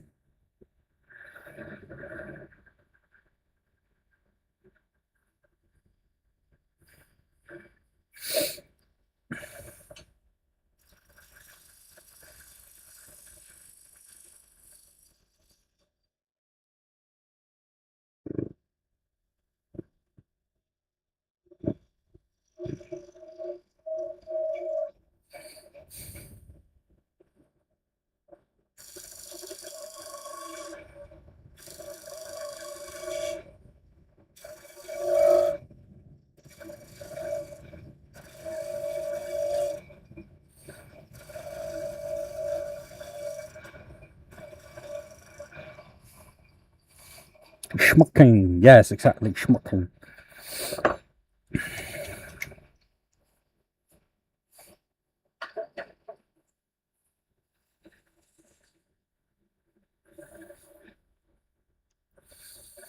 And yes, I did on purpose make sure that it didn't fit properly.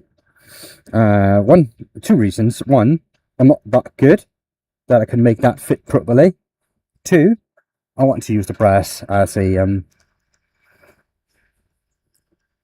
filler.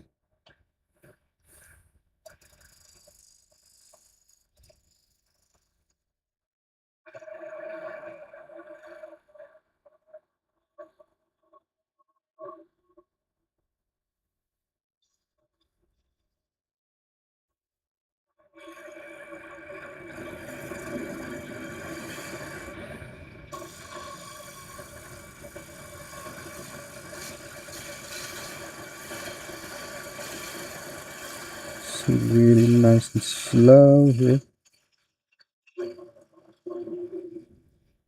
Try to get that center nice and even. Let's see if I did that. I still have a lip back here. I don't have much more space to go to work with.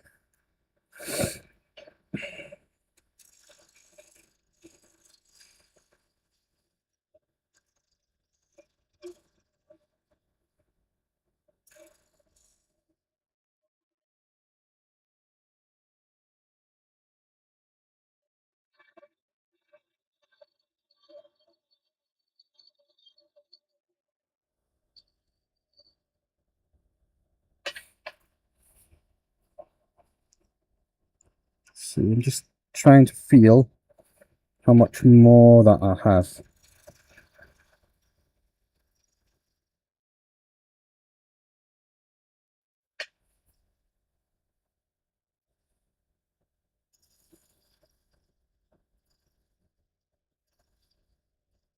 I'm using this as a precision tool is just to smooth it out. I could use a scraper, but generally I don't like scrapers because often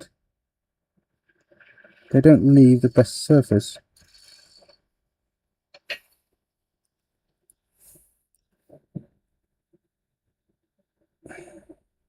So let me just see if I can sand this out. Hopefully I can. Let me just see that inlay again. That looks alright. That looks alright. But I'm going to go a little bit crazy with the sandpaper. I'm going to go straight to 80 grit.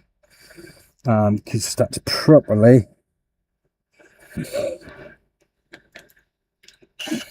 So that's really kind of coarse. It's a lot coarser than I would normally go for, but because I am afraid that the inlay will break if I go too heavy with the gouges.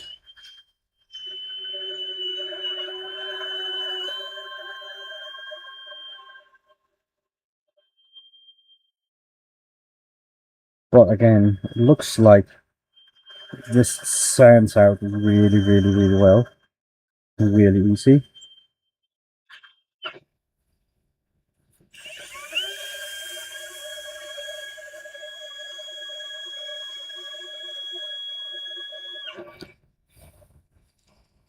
So let's see how that looks. I'm okay with this. I am okay with this. All the tool marks are gone. Just the sandpaper marks, and that, you know, that's just the work for the rest of the grits that we're going to use.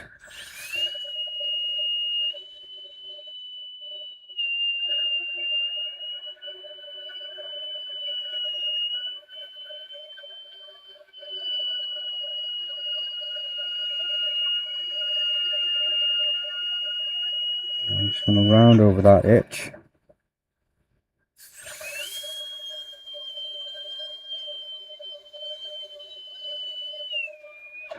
Maybe I should try and go with a little bit of smaller disc properly.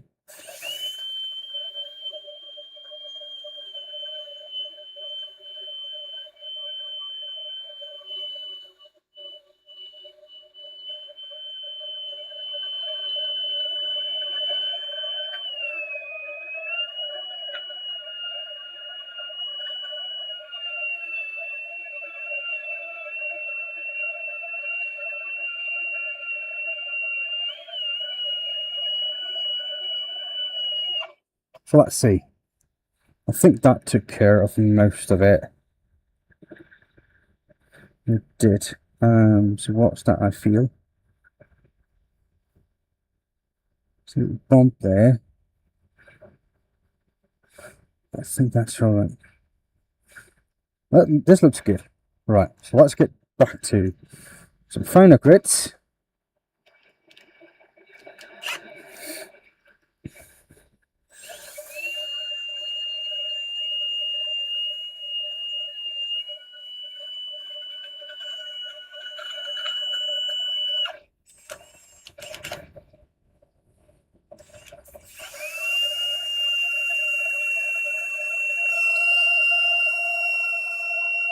Yeah.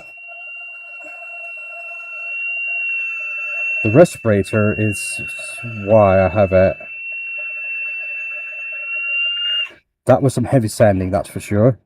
But I can come out of the workshop after this session, and my buggers and nostrils are completely clean. And in my opinion, that's worth it.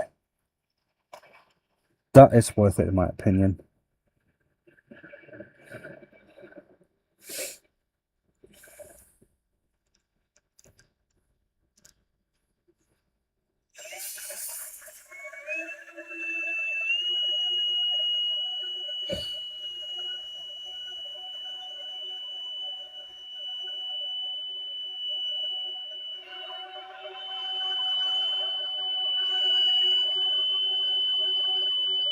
And the clean glass? What do you mean clean glass?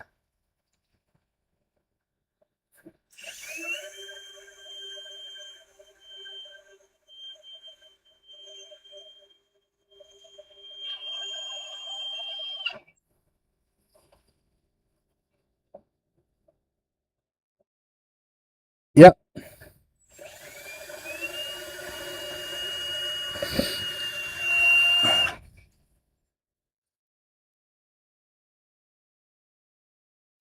See, my wife is here.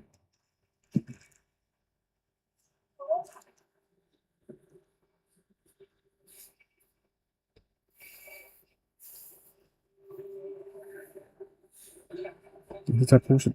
Yeah.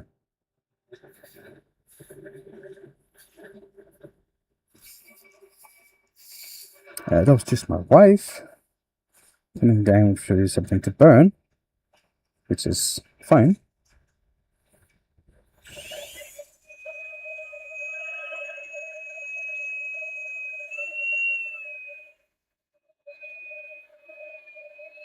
Just need to make sure that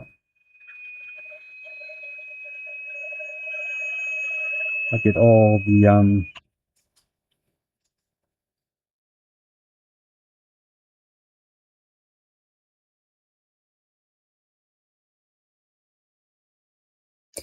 I have a good day there, mate. Clement.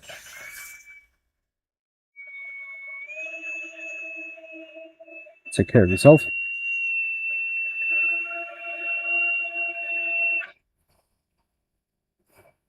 Oh, hello, Tim.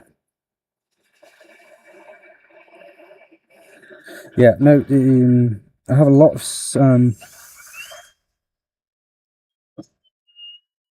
marks in there as well, still.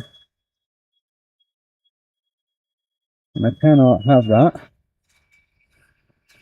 I don't know if that's due to the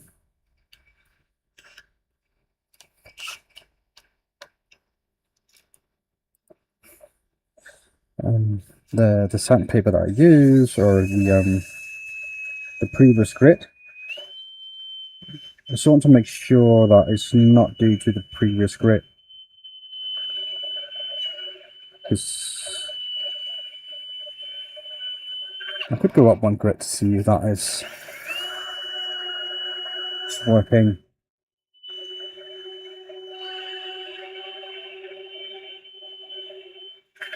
So Ohio, what time of the day is that over there? 7? 6 o'clock? I don't know. You just woke up? Good morning to you, sir. Okay. So let's see. Maybe I have to go to the next grid that's going to buff out.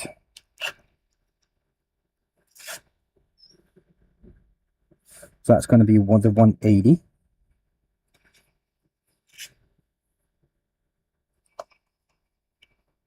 80M, okay. I'm trying to count it now.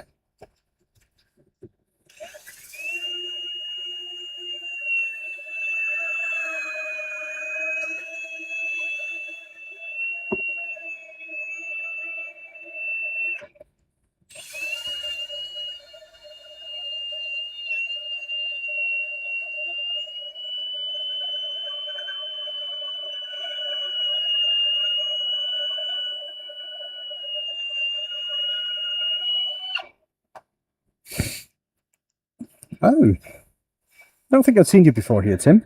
And everybody seems to know you. So that's cool.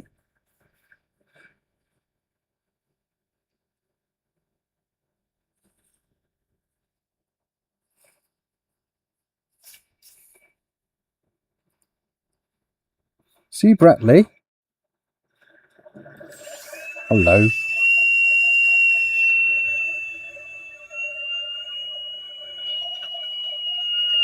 If you haven't, remember to hit that like button. It does actually help quite a bit.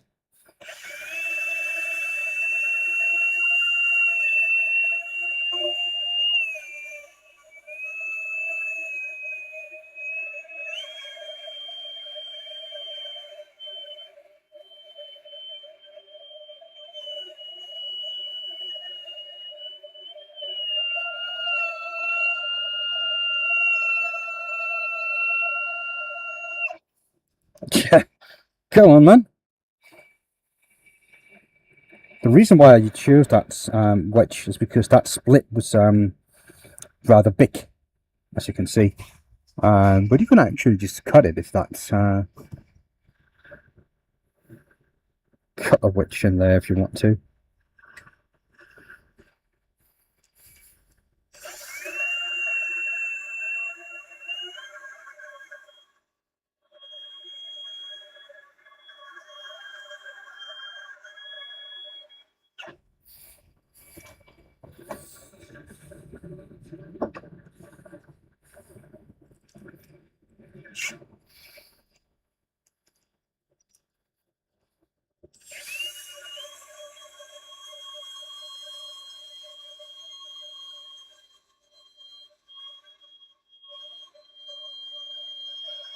Yeah, for those of you that don't know, I have a rather active Discord. The link for that Discord is in the description of my channel. Everybody's welcome. It's a Discord for wood turning, generally wood turning, but there are a few woodworkers in there that shows other stuff as well. That's fine. And we just hang out and talk and get inspiration from each other and get tips and tricks, and there's always someone there that can help you answer any questions you have, or if you just want to show off your work and see that show the world that you're better than everybody else, that's also an option.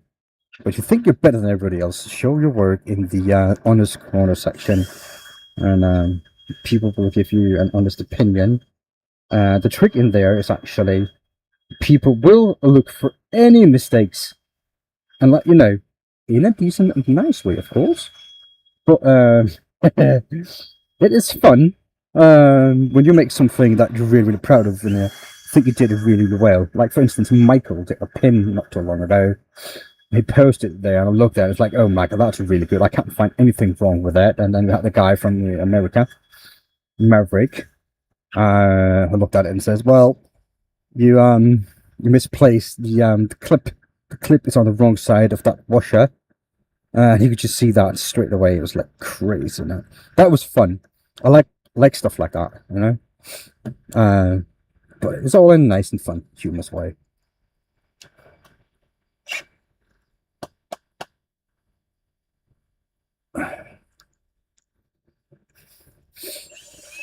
So that's 320 now.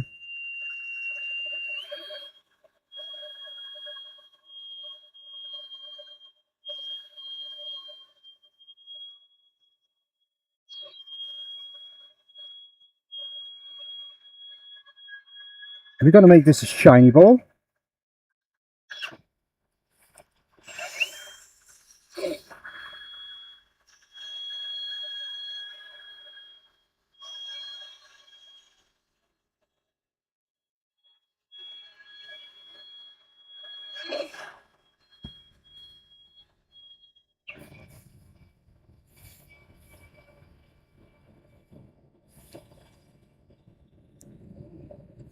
Oh yeah, if you want any tips on what lathe to get, and you find a lathe that you think is good, try to I need to go back to 120. Oh, that sucks. I can see scratches, sand marks. Maybe I can get away with just trying my Yorkshire grit mixture on this. Well, it's not the Yorkshire grit mixture, it is actually proper Yorkshire grit. Abernet, yeah, Abernet. I use that on my discs here. I don't use it as a regular sandpaper because I am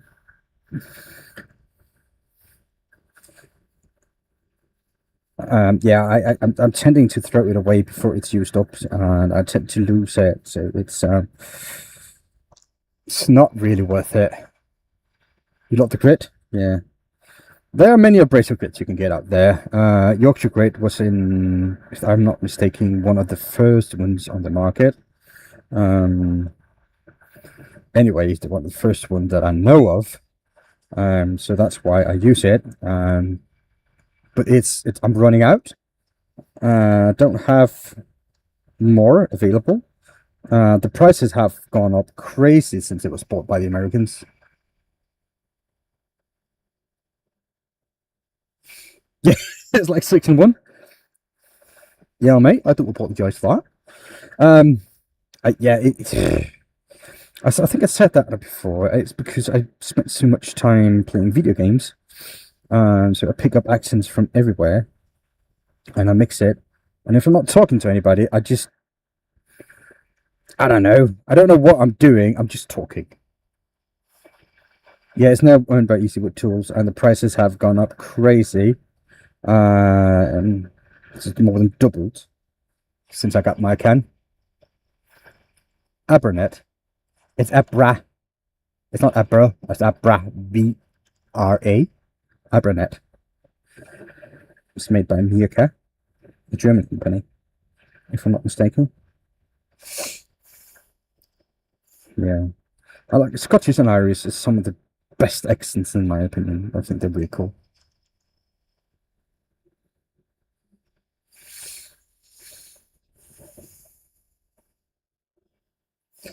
Yeah, I mean, there are so many out there right now. True grit, superior grit, there's so many. Cutting wax from chestnut, and most of them just do just about the same thing.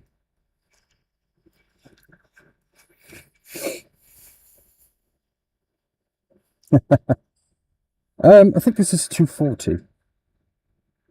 I think this goes from 240, and the more you use it, the finer it gets. So it gets finer and finer. But the cutting wax, I'm not really sure. The chestnut ones, I'm not really sure what that starts at. I can't remember though.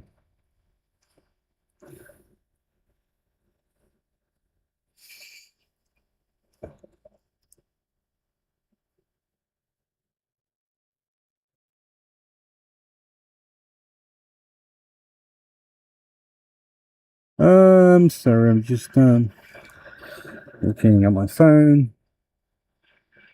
Oh, that's cool. What's cool?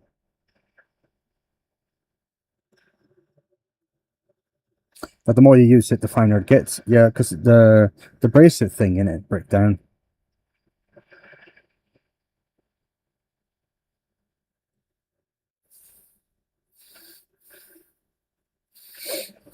Okay, so that should have take care of most of it.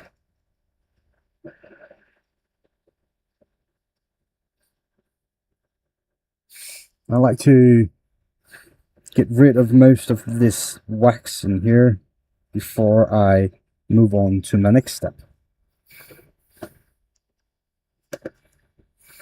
Let's see, that's, I mean, I have seen worse. It's not perfect, but I've seen worse.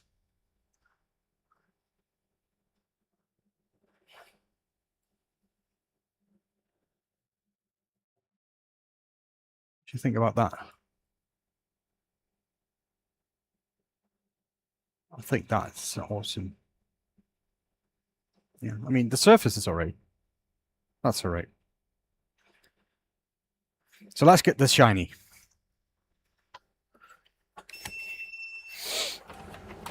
So let's start to get this to a point where it's shiny and it looks good.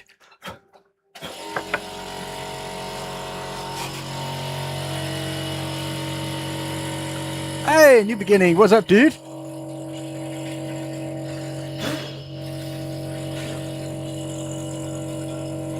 If you don't know, New Beginning with Wax is the first person that I know of that have used my intro and outro music for one of his shorts videos, and I was extremely surprised and happy. So well done, dude. Did you get did that shot get a lot of traction? I hope it did. I really hope it did.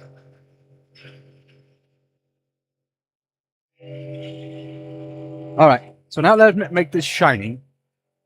Shiny.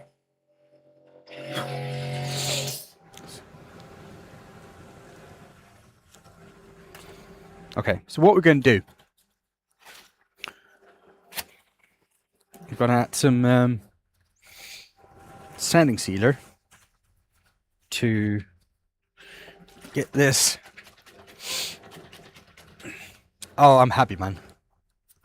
That's good. Glad to hear that.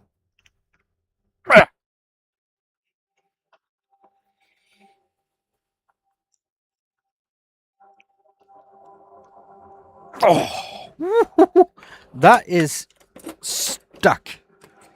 That's why it's good to have a set of pliers at hand.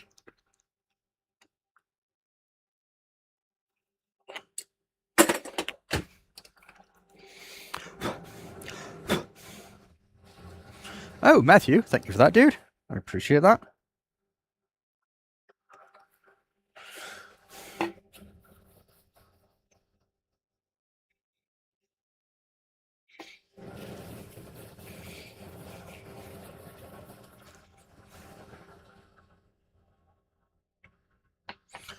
Really like the angel.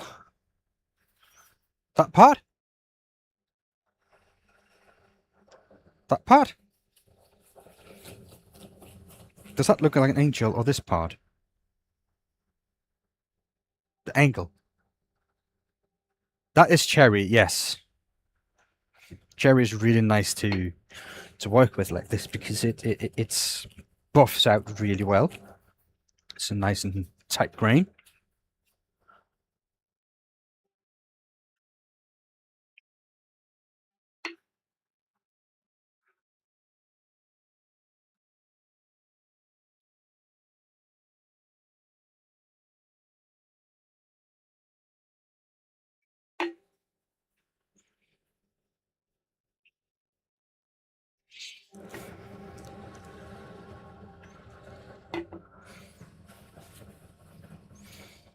Nice piece of wild cherry.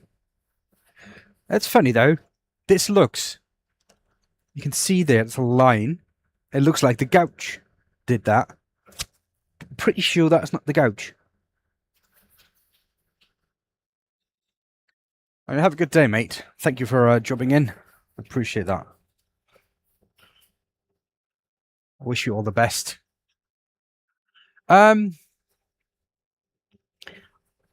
Depends on what I'm going to do. I go to, well, I work at a store that sells wood turning equipment, so it's a little bit of cheating for me because I have access to all their stock there at a reasonable price, so that's why I get most of it. But this part, I think I bought that as a rough turned bowl from another wood turner. I think I did that.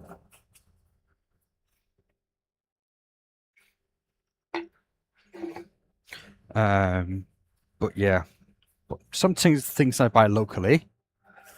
But some of from my production runs, I buy it from a supplier in Germany. Because I can just send him an email that says, I need 100 pieces of 10 by 10 inches by 2.5 inches, something like that or whatever, and I need this and this, and just packs everything into a pallet and sent it to me, which is nice.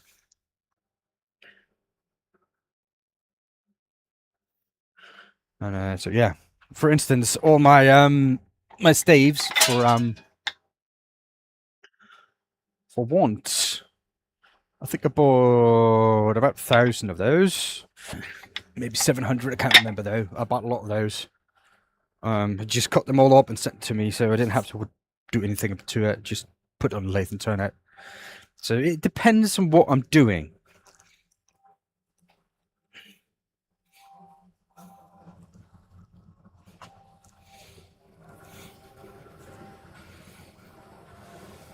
Yeah, it's not a bad piece.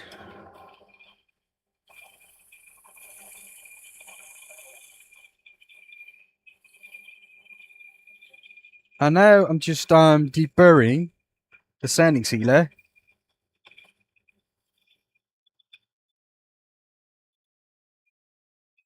Which means when the sanding sealer comes on, it dries uneven.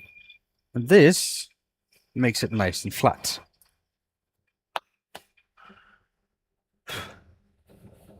So now I can put on some finish.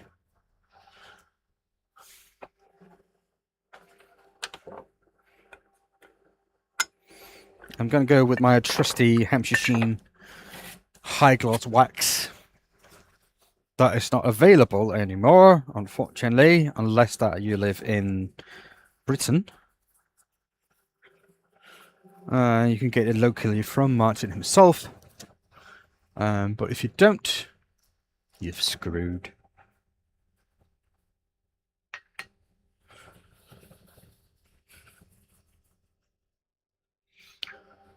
Get the ingredients and start making your own. Nah. I mean, I got too much stuff to do. I got too much stuff in my head and stuff I need to do and get done. And I also want to play my video games and everything. Just, I need to focus on just a few things.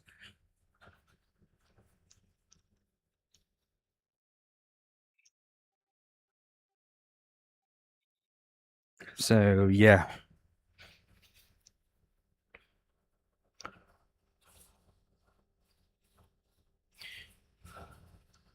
And also, I started as a teacher on Tuesday, the day after tomorrow. I'm gonna have my first session. There's a local woodturning club that contacted me and asked me if I would do that for them. So I'm really looking forward to starting that. I know some of the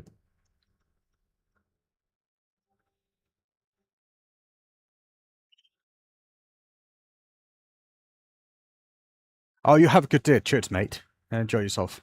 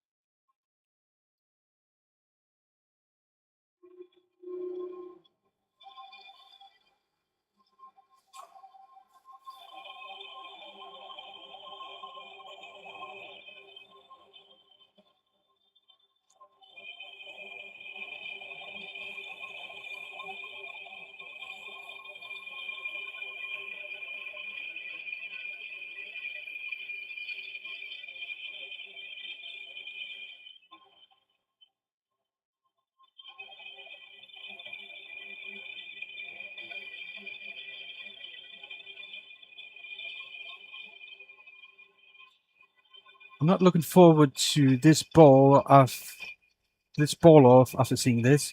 Oh yeah, that's right. We have it's not competition though.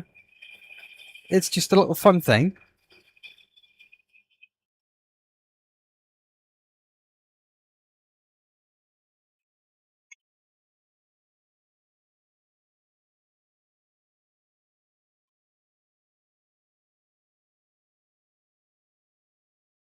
Stream elements. That's my bot. Yeah, it's just a ball swap, isn't it? Um,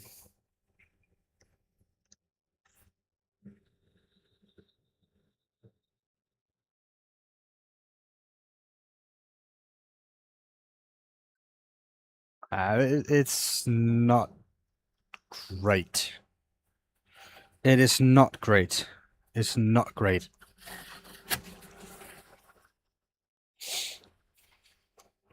You can't see it, but I can, and I'm not happy.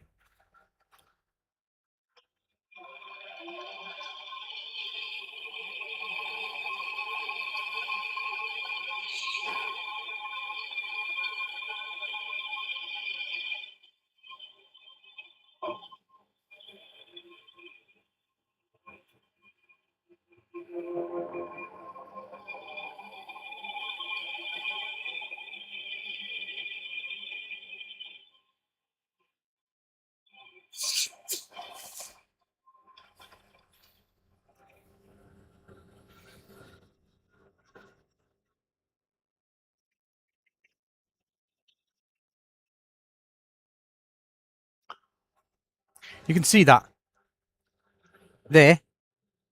You can see the white marks are there as well. You see that?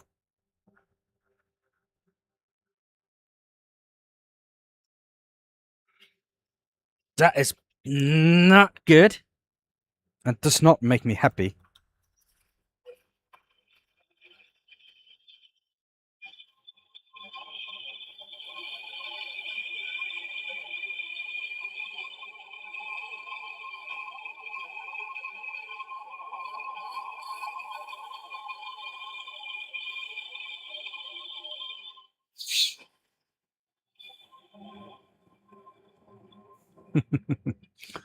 So let's see. Yeah, it's helping. It's helping quite a bit. It's just probably just looks like an excess of wax.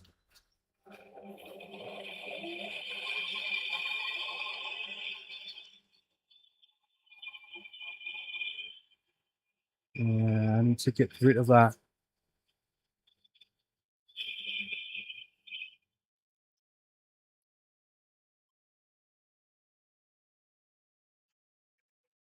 What, Lion? You are really good at what you do. Um, and I'm good at what I do. So it's two different things. You carve your balls. I would not be able to do that, I think. Um, so I think it's like comparing apples and pears. Um, both fruit, but they're different, right?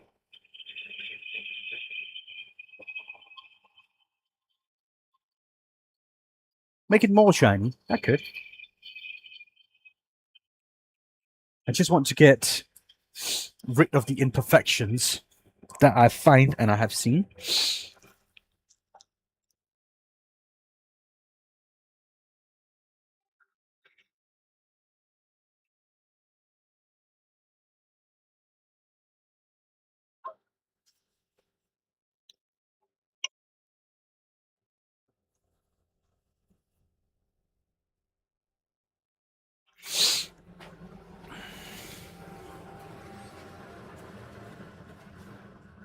Strange Nerd original. Hello.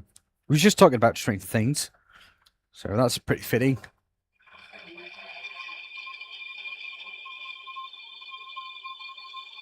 I did fill it. The dark part was a crack that I filled with oak. And sealed it with brass and glue.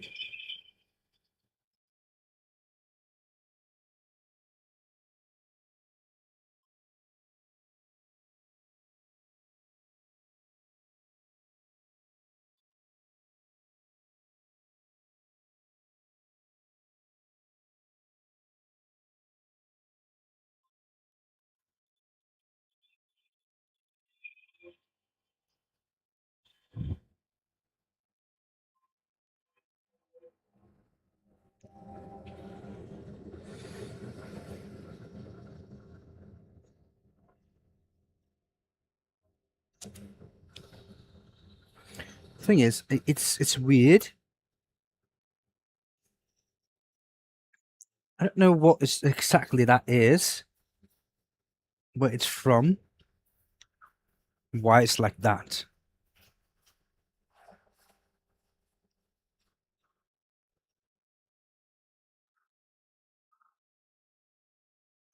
Yeah, I mean, I'm not happy. That line, that there, makes no sense to me because it starts small and goes out wide, and then it waves, which is strange. But it's over here as well,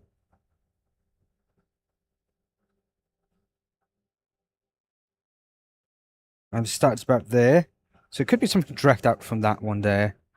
Um,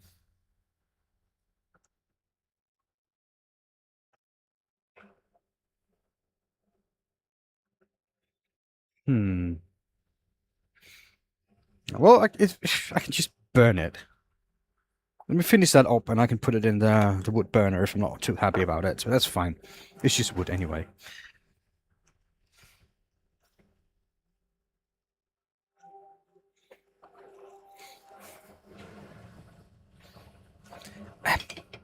I don't think it's tool marks. I think it's something because if it were tool marks, let's if it were tool marks, it would be a little bit more even, right?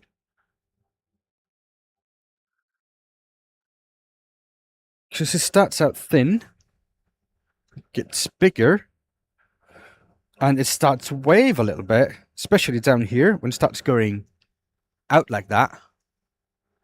I don't see that properly. But here it's wavy. Normally, I would say that's tool marks and a bad,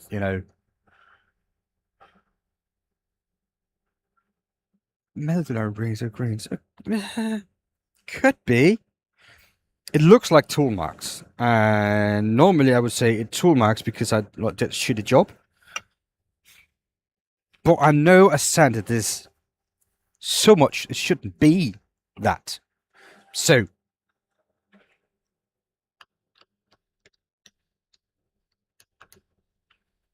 I'm not really sure. Not sure that I'm going to put that on display, due to the thing that it actually looks like tool marks.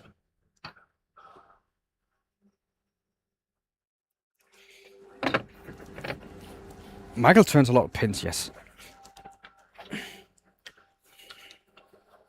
So let's just get that bottom finished.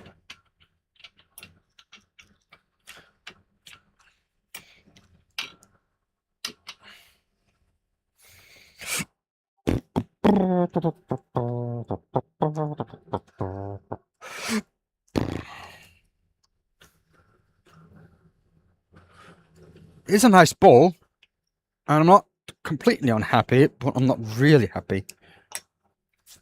So, yeah.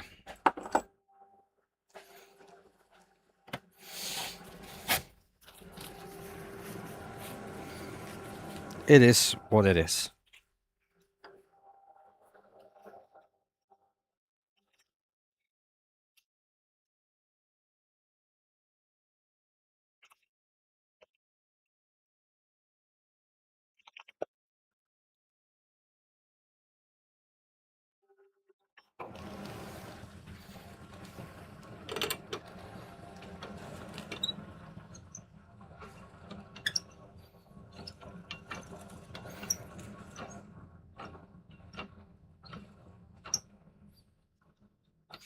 Let's hope we can get that to hold. Can. Okay. That holds. Oh, that's not what I wanted. Hey, that's it.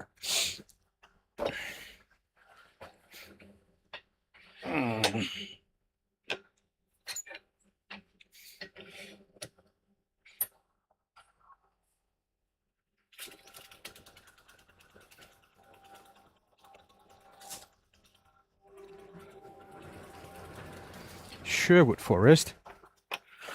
Okay.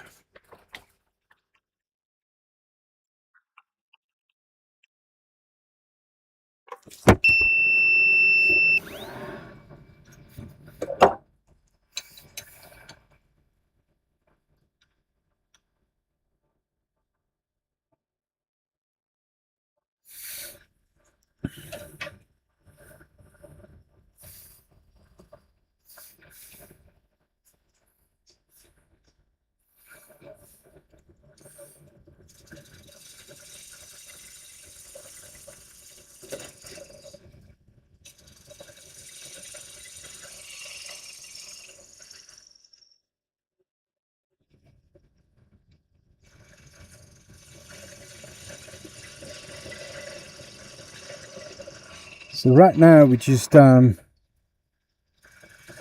care of the bottom.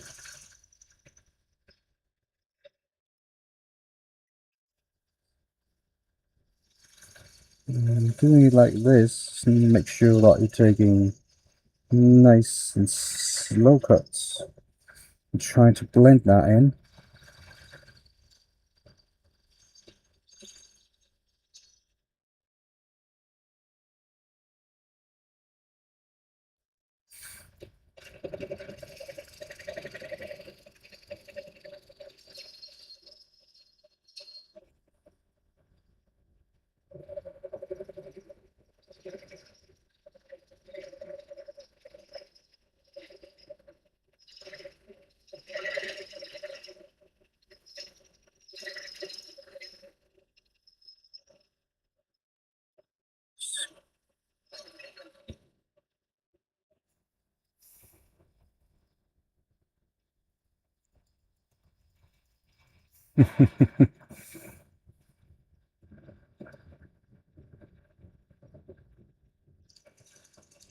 So let's just get this.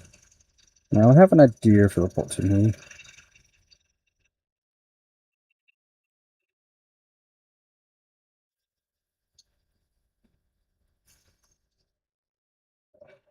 Just going to leave a rim like that, and just go in, just try to blend that.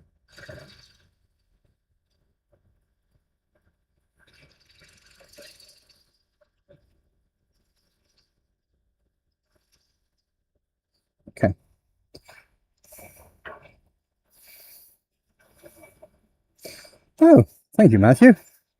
So yeah, if you don't know the Discord I have, the link is in the description of my channel.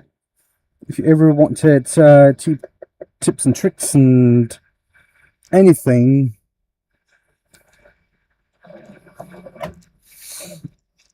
just, hang out with other wood turners from all over the world, you're welcome to jump in there.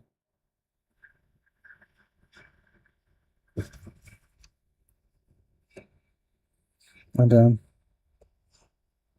enjoy yourself, because that's what we do.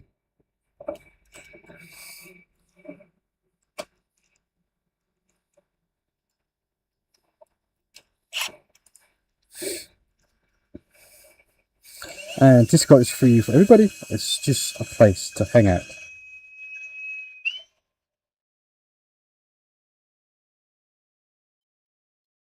I'm still waiting for Mr. Lyons to get his lazy ass up and get in there.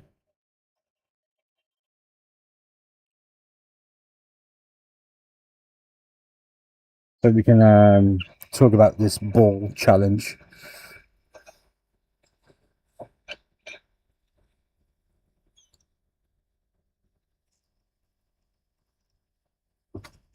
Yeah, certainly a lathe, mate.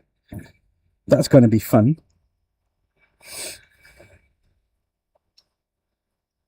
A pole lathe, that's even better.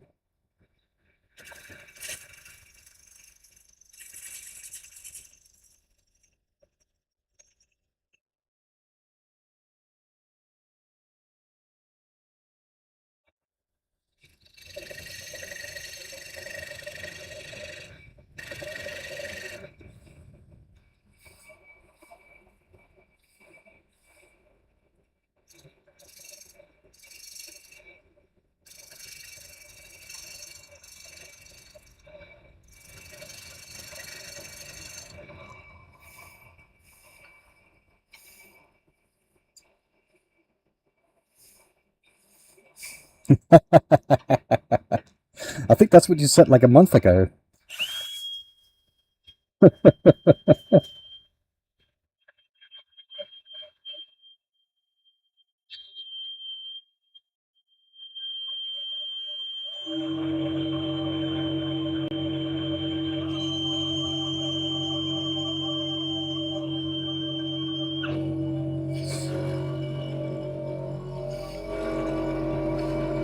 That's fine, mate. I'm not going to give you too much of a hard time.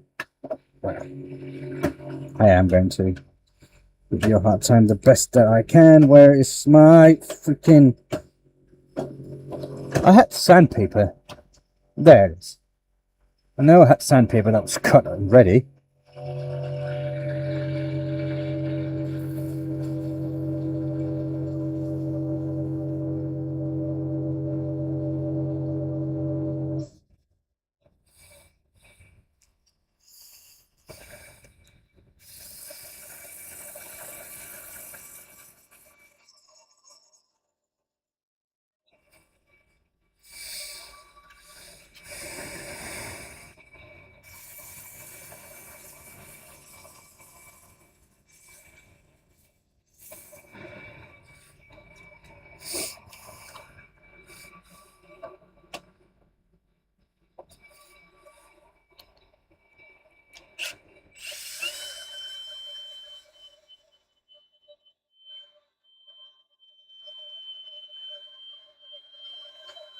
Mm-hmm.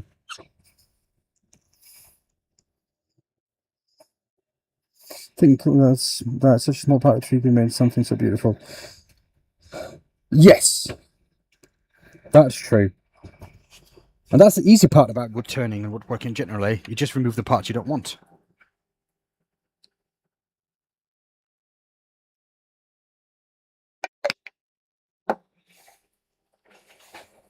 So everybody could do that.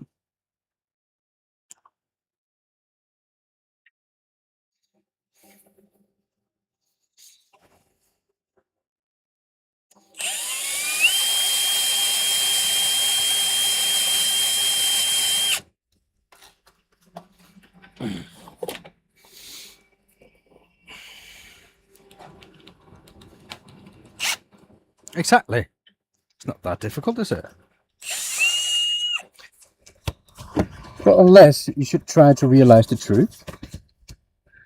Lions.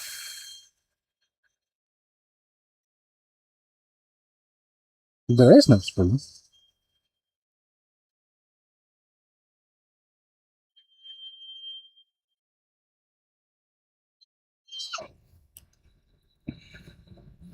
Right? Right?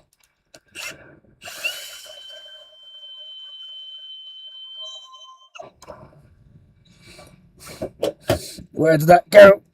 That booker. There it is. I lost the one of the sanding discs. I know if I don't get it right now, I will forget it. There is no spoon. Exactly.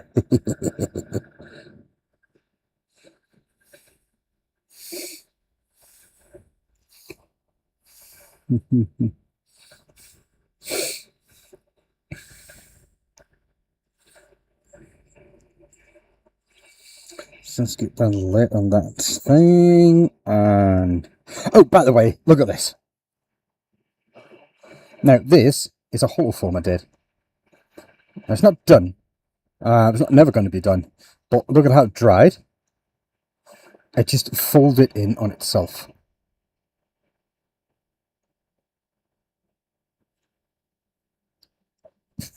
That is just crazy. It almost closes itself up. And the side there poked out. That's cool. And it's actually really, really thin. Use it as a drum. Anyways.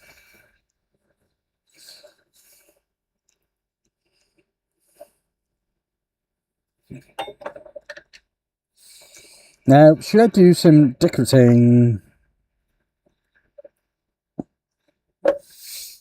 Some decorating on this? Or should I just leave it?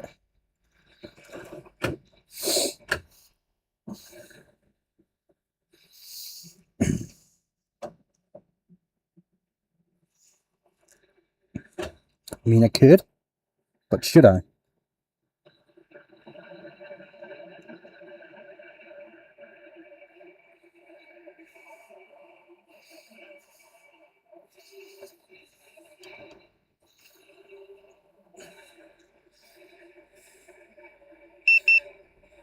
Oops, my helmet's making a noise. What's going on? It's probably battery. It's battery.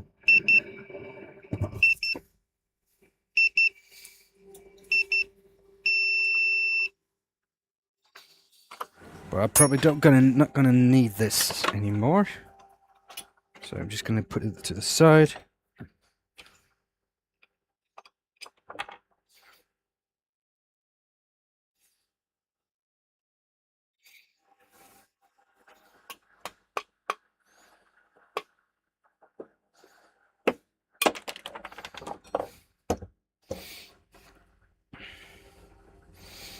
Okay, so the guy that used this wheel last put in a lot of effort tightening it down, which is not good.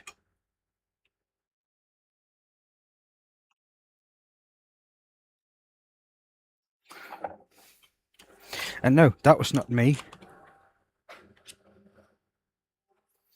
That was not me.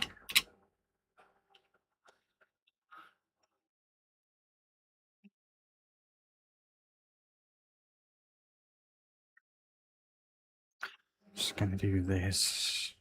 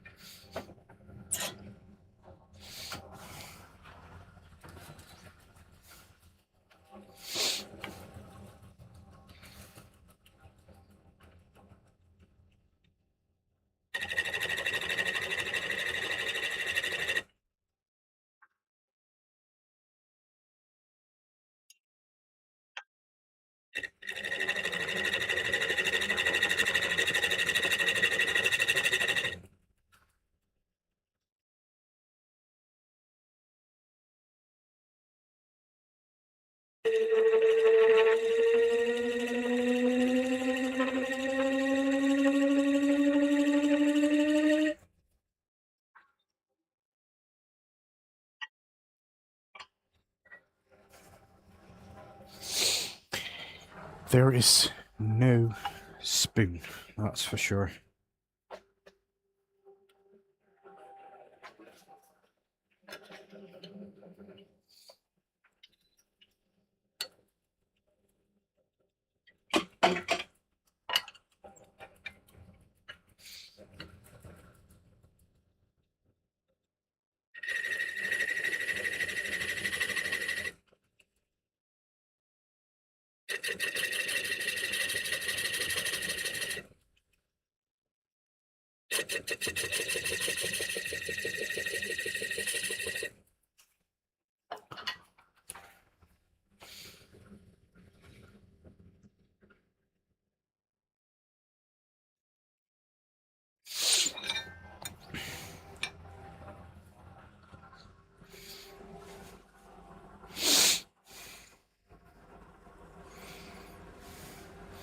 So let's just go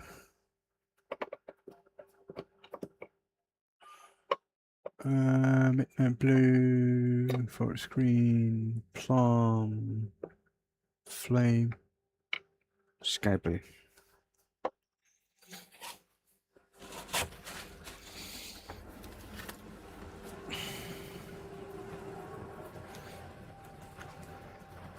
There are no spoon.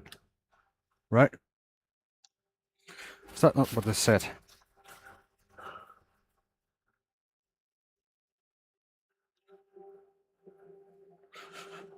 Okay.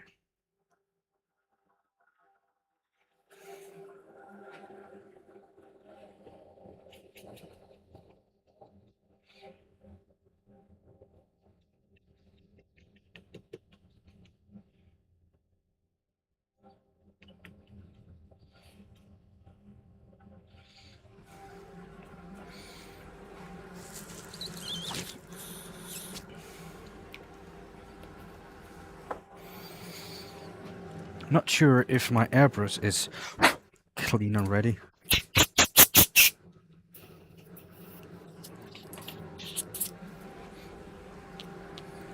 But, we'll see.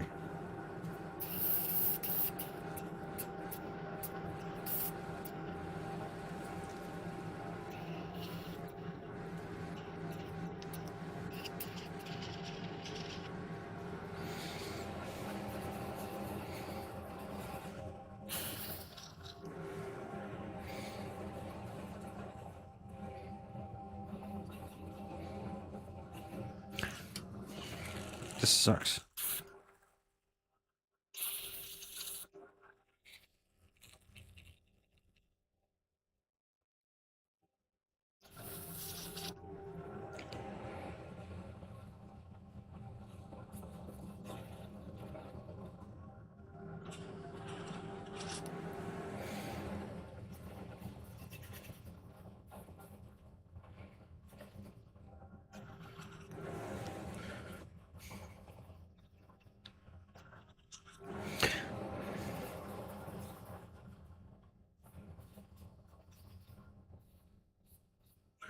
Okay.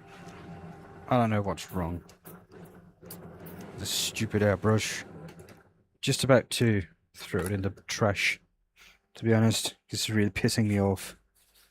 So much.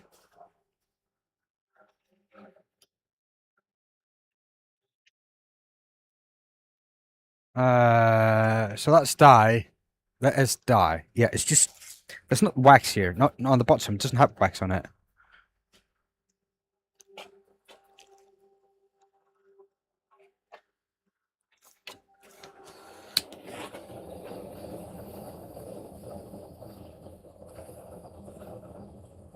So I'm just gonna dry this in the fastest way I know. Try not to burn it.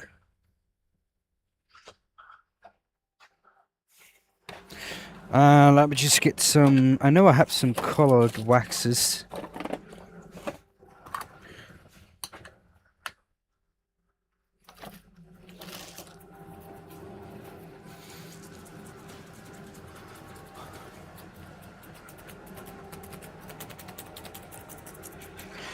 That's probably going to upset some of you, but I don't care.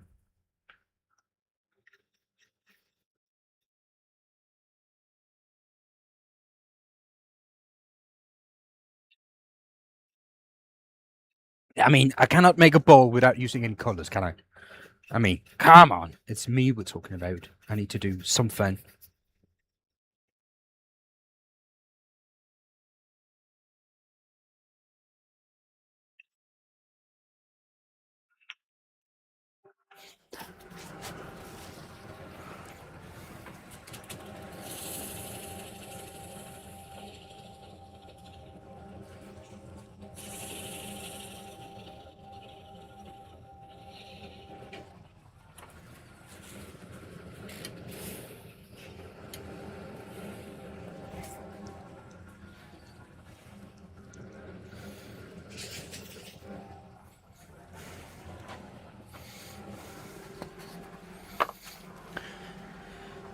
Okay, now we just need to clean up the edge.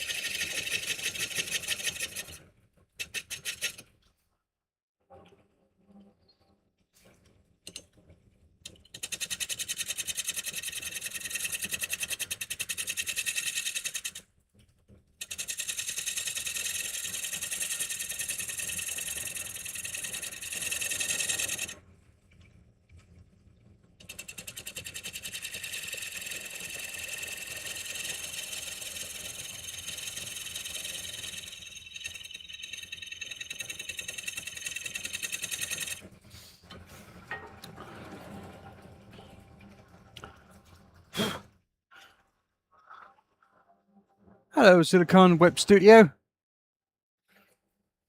I am doing well today.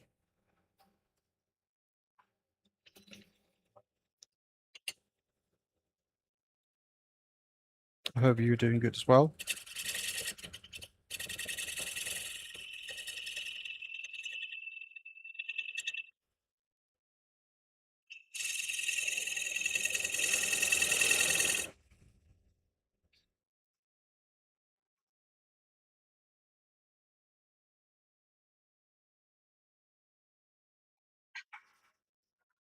Jadsin in India. I never heard about that place.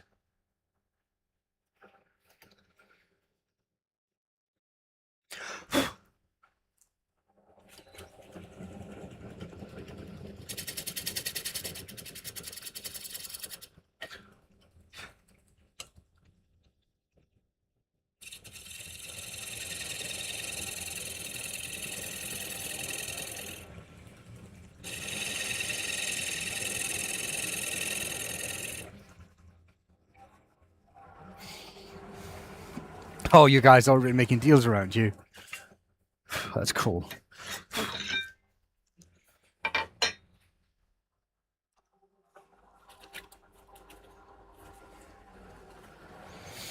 That's very cool. My day is going well, Silicon. I hope you're doing good.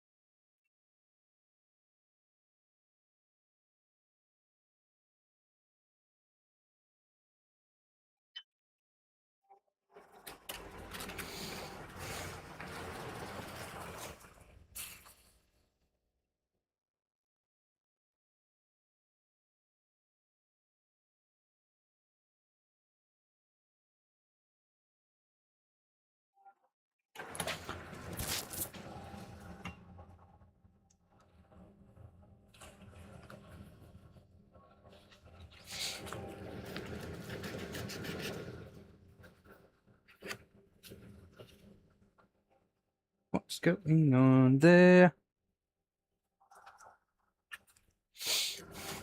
Does that need a proper gouge? I'm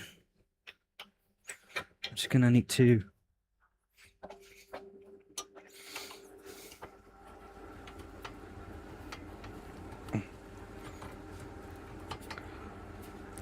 Sharpen that little thing. Where is it? There.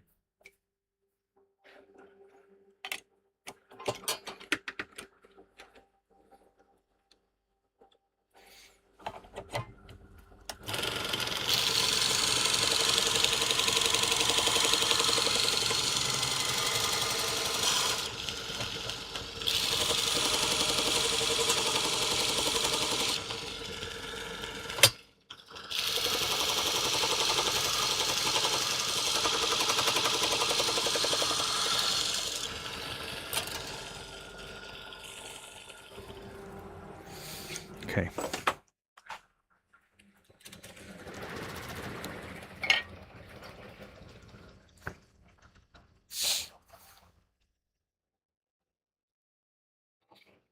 Yeah, Lions, get into the Discord.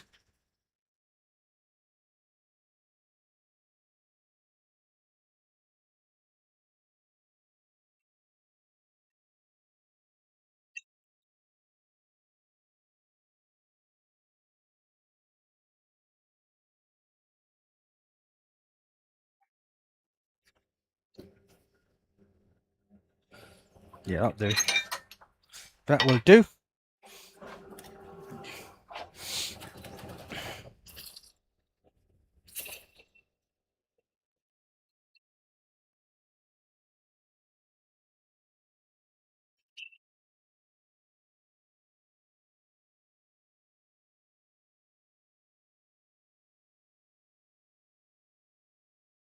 Yes, pop that cherry.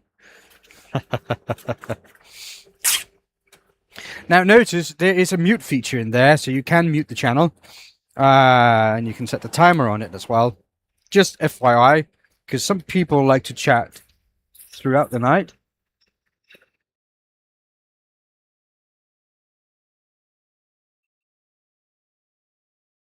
So I had to put a timer on my entire phone actually. So I don't get disturbed between, I think it's 10 or 11 at night and until like 7 in the morning when I normally get up. Which is, I have no idea who that would be, but it's probably someone called Michael. It would be Big Dog, it would be Timber or whatever, man. You guys can chat.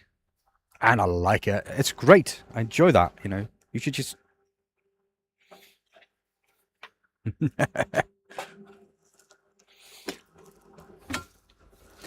it's part of it, mate. It's part of it. And I want you it's upstairs. I need to go get the other branding tool. Not the branding tool. The heat, I think. I don't know if this one is strong enough to do it.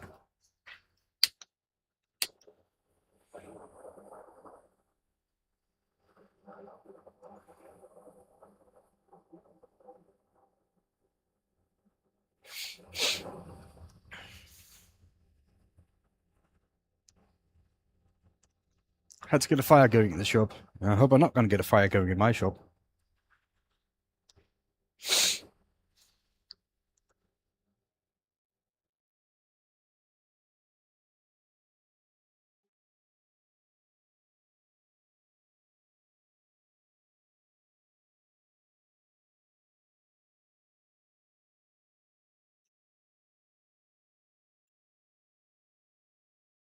Timu.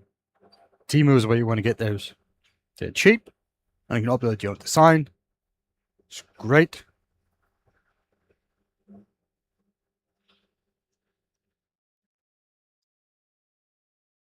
Yeah, actually, yeah. I think I paid between 20 and £20 for it, 10 and £20 for it, all included.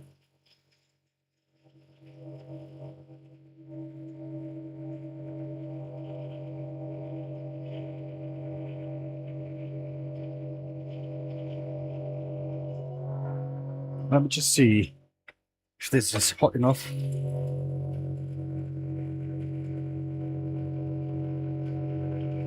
It's not hot enough. I need to get the other one, the other torch, because this is not strong enough to. Hold on a sec. Ouch.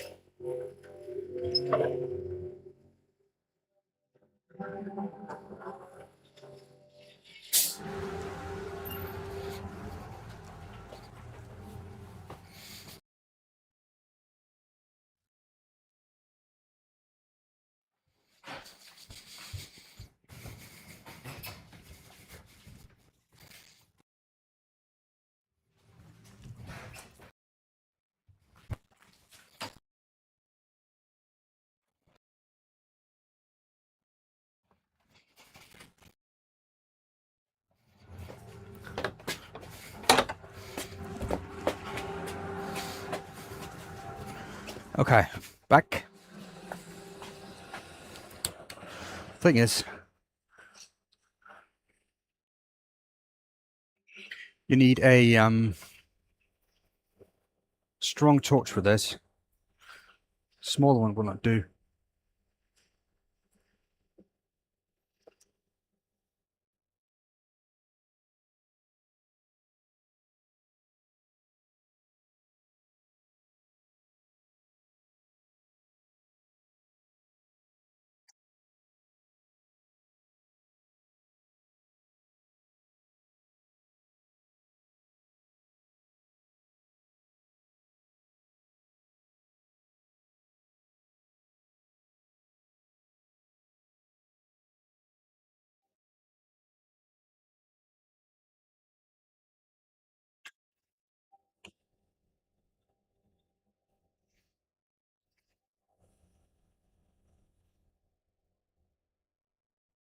Okay.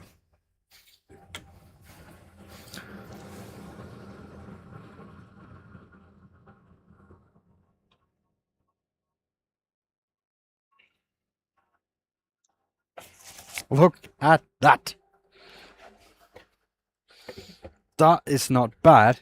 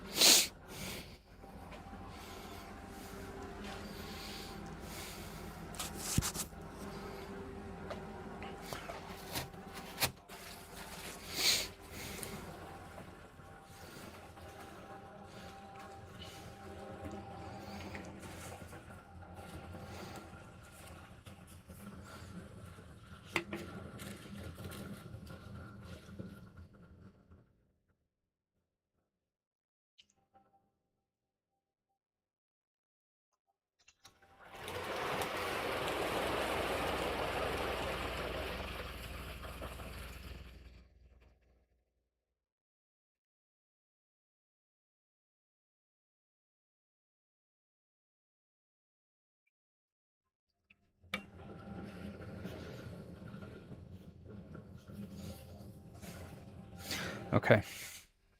So now I just need to mask it off because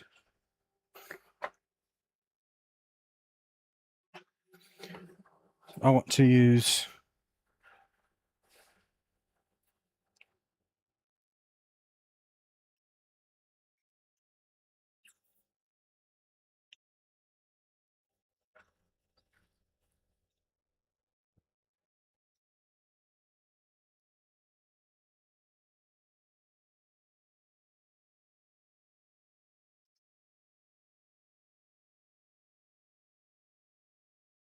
Oh, I'm sorry. You should go to that camera.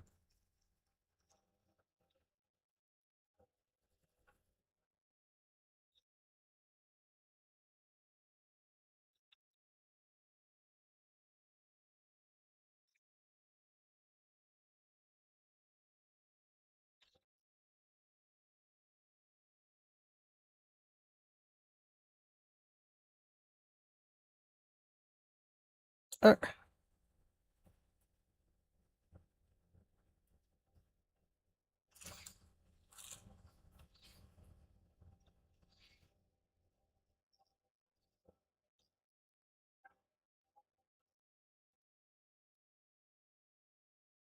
Now I could use masking tape, of course. I just have abundance of this electrical tape.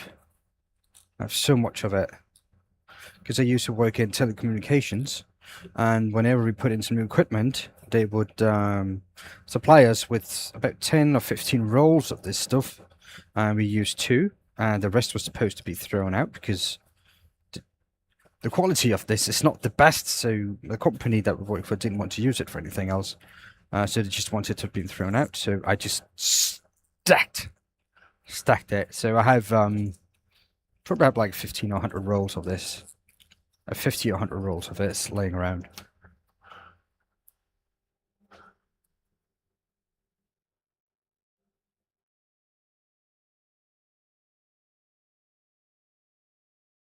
What's going on? What's going on? What's going on?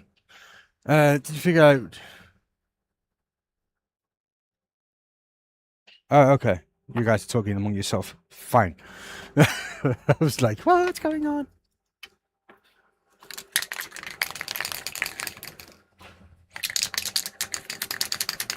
Hey, Wes! So, what's up, my dude?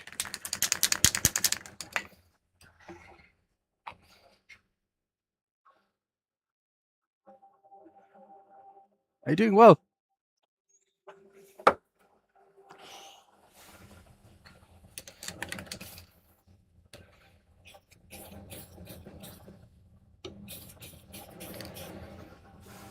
Happy New Year's, dude.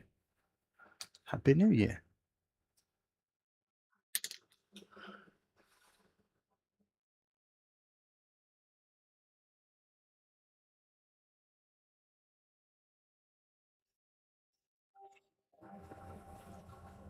The Breaker. Thank you for subbing. Appreciate that. It is always nice to get new peeps in here.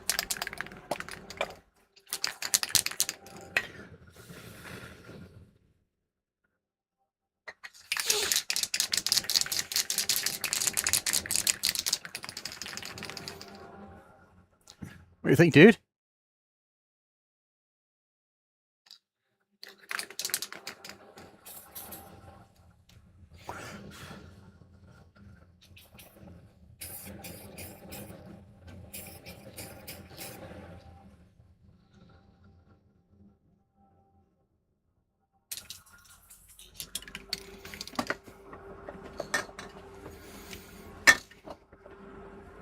So I'm just going to clean up a little bit because Mr. Wes is here. And we need a tidy workshop for Mr. Wes. And I need to show him something that I did. I think he will appreciate that.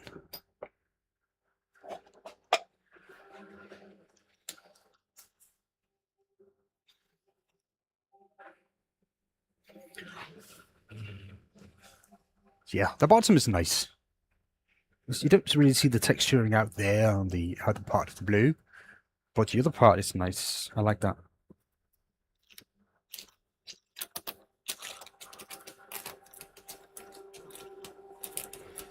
Let's get that off before that dries. There you go.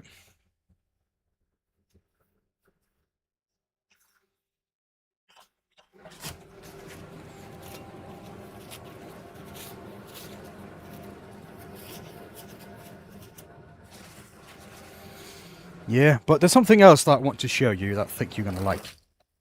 Knowing who you are and what you do. That you will appreciate, I'm sure you will.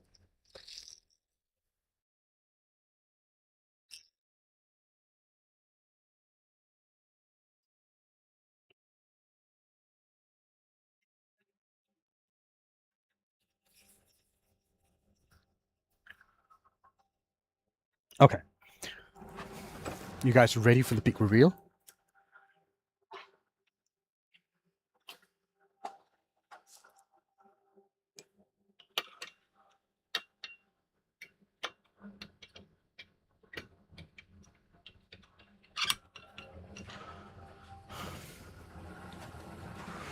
Wes, look at this.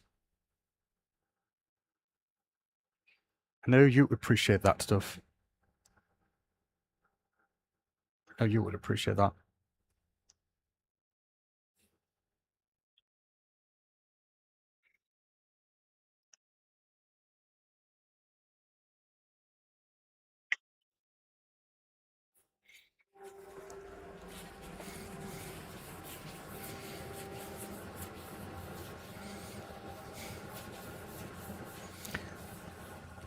You're an Ave.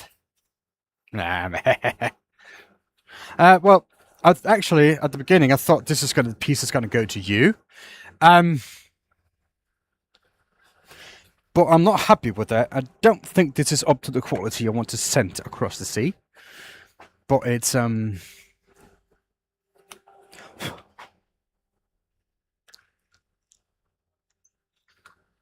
cherry. It looks like you can see the white lines there. Right there, right? It looks like tool marks, but I don't think it is. There's something wrong with it in some other way, and I'm not sure what it is. No, dude. Look. You can see that there. Up there. Where? There it is. You can see that, right? That. It's not perfect.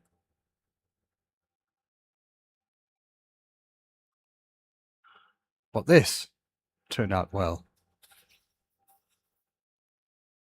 That turned out well.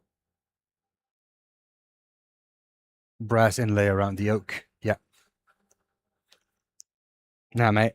And I'm going to send this to you. This is not up to what I want to send away. Um,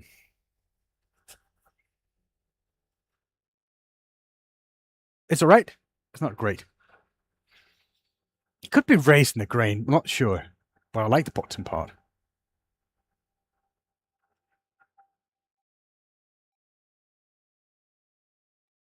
That turned out well. Well, something. I have to have colours. It's a little bit. Just a little bit, right? But yeah. That's today's turning.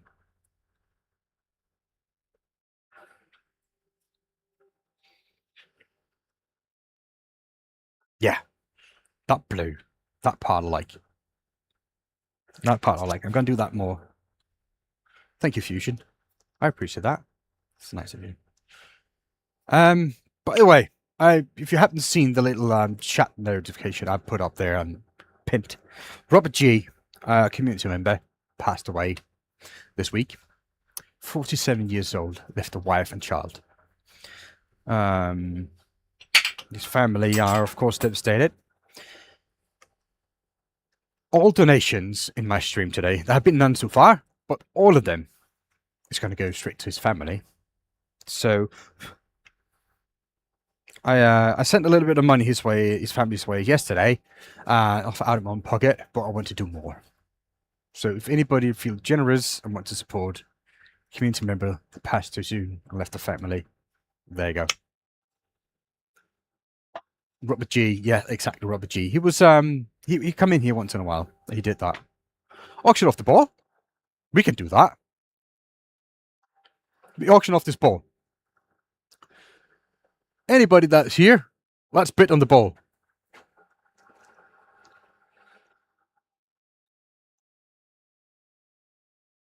Who wants it?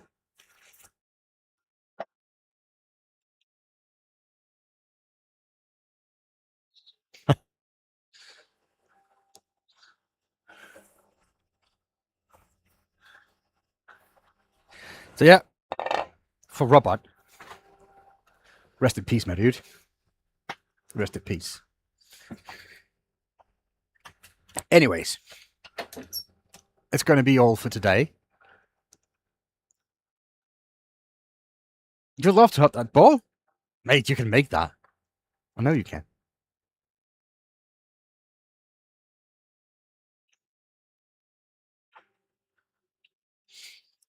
But yeah, I wouldn't mind sending that to you if you want to it. It's just going to be crazy with the shipping and all. But yeah, you'll have a great day. Thank you for watching. Remember,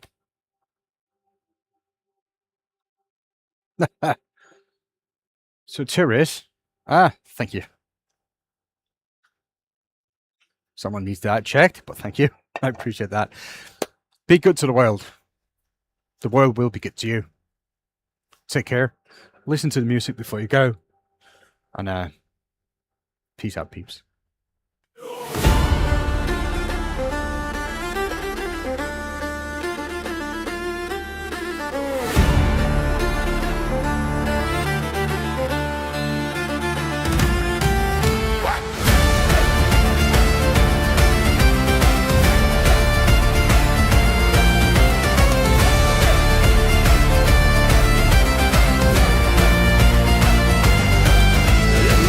Shop where the northern winds blow stands a craftsman, where the tall timbers grow with a chisel like a warrior's spear. Every cut brings the old world near.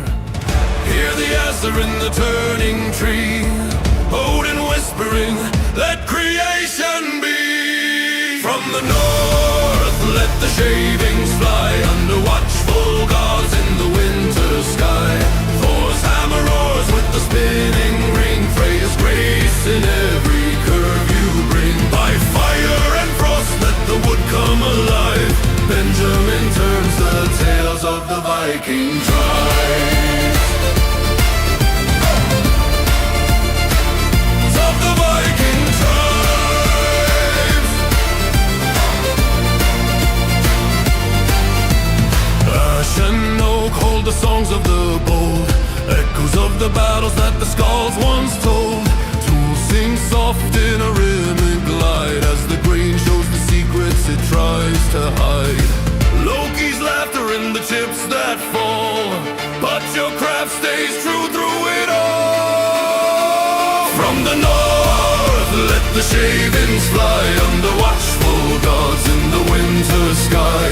Thor's hammer roars with the spinning ring, Freya's grace in every curve you bring. By fire and frost let the wood come alive.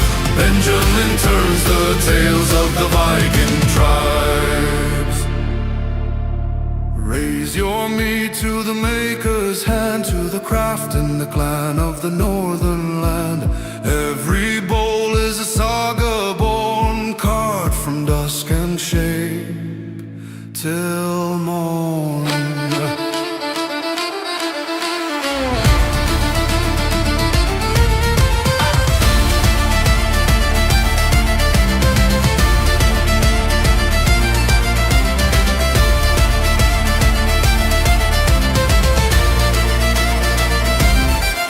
From the halls of the gods let the echoes ring of the wood-turning warrior and the stories he brings. Let the world hear the call from the workshop flame, Benjamin Winkle, another name. From the north, let the shavings fly under watchful gods in the winter sky. Thor's hammer roars with the spinning ring, Freya's grace in every curve you bring. By fire and frost let the wood come alive. Benjamin turns the tales of the Viking tribe.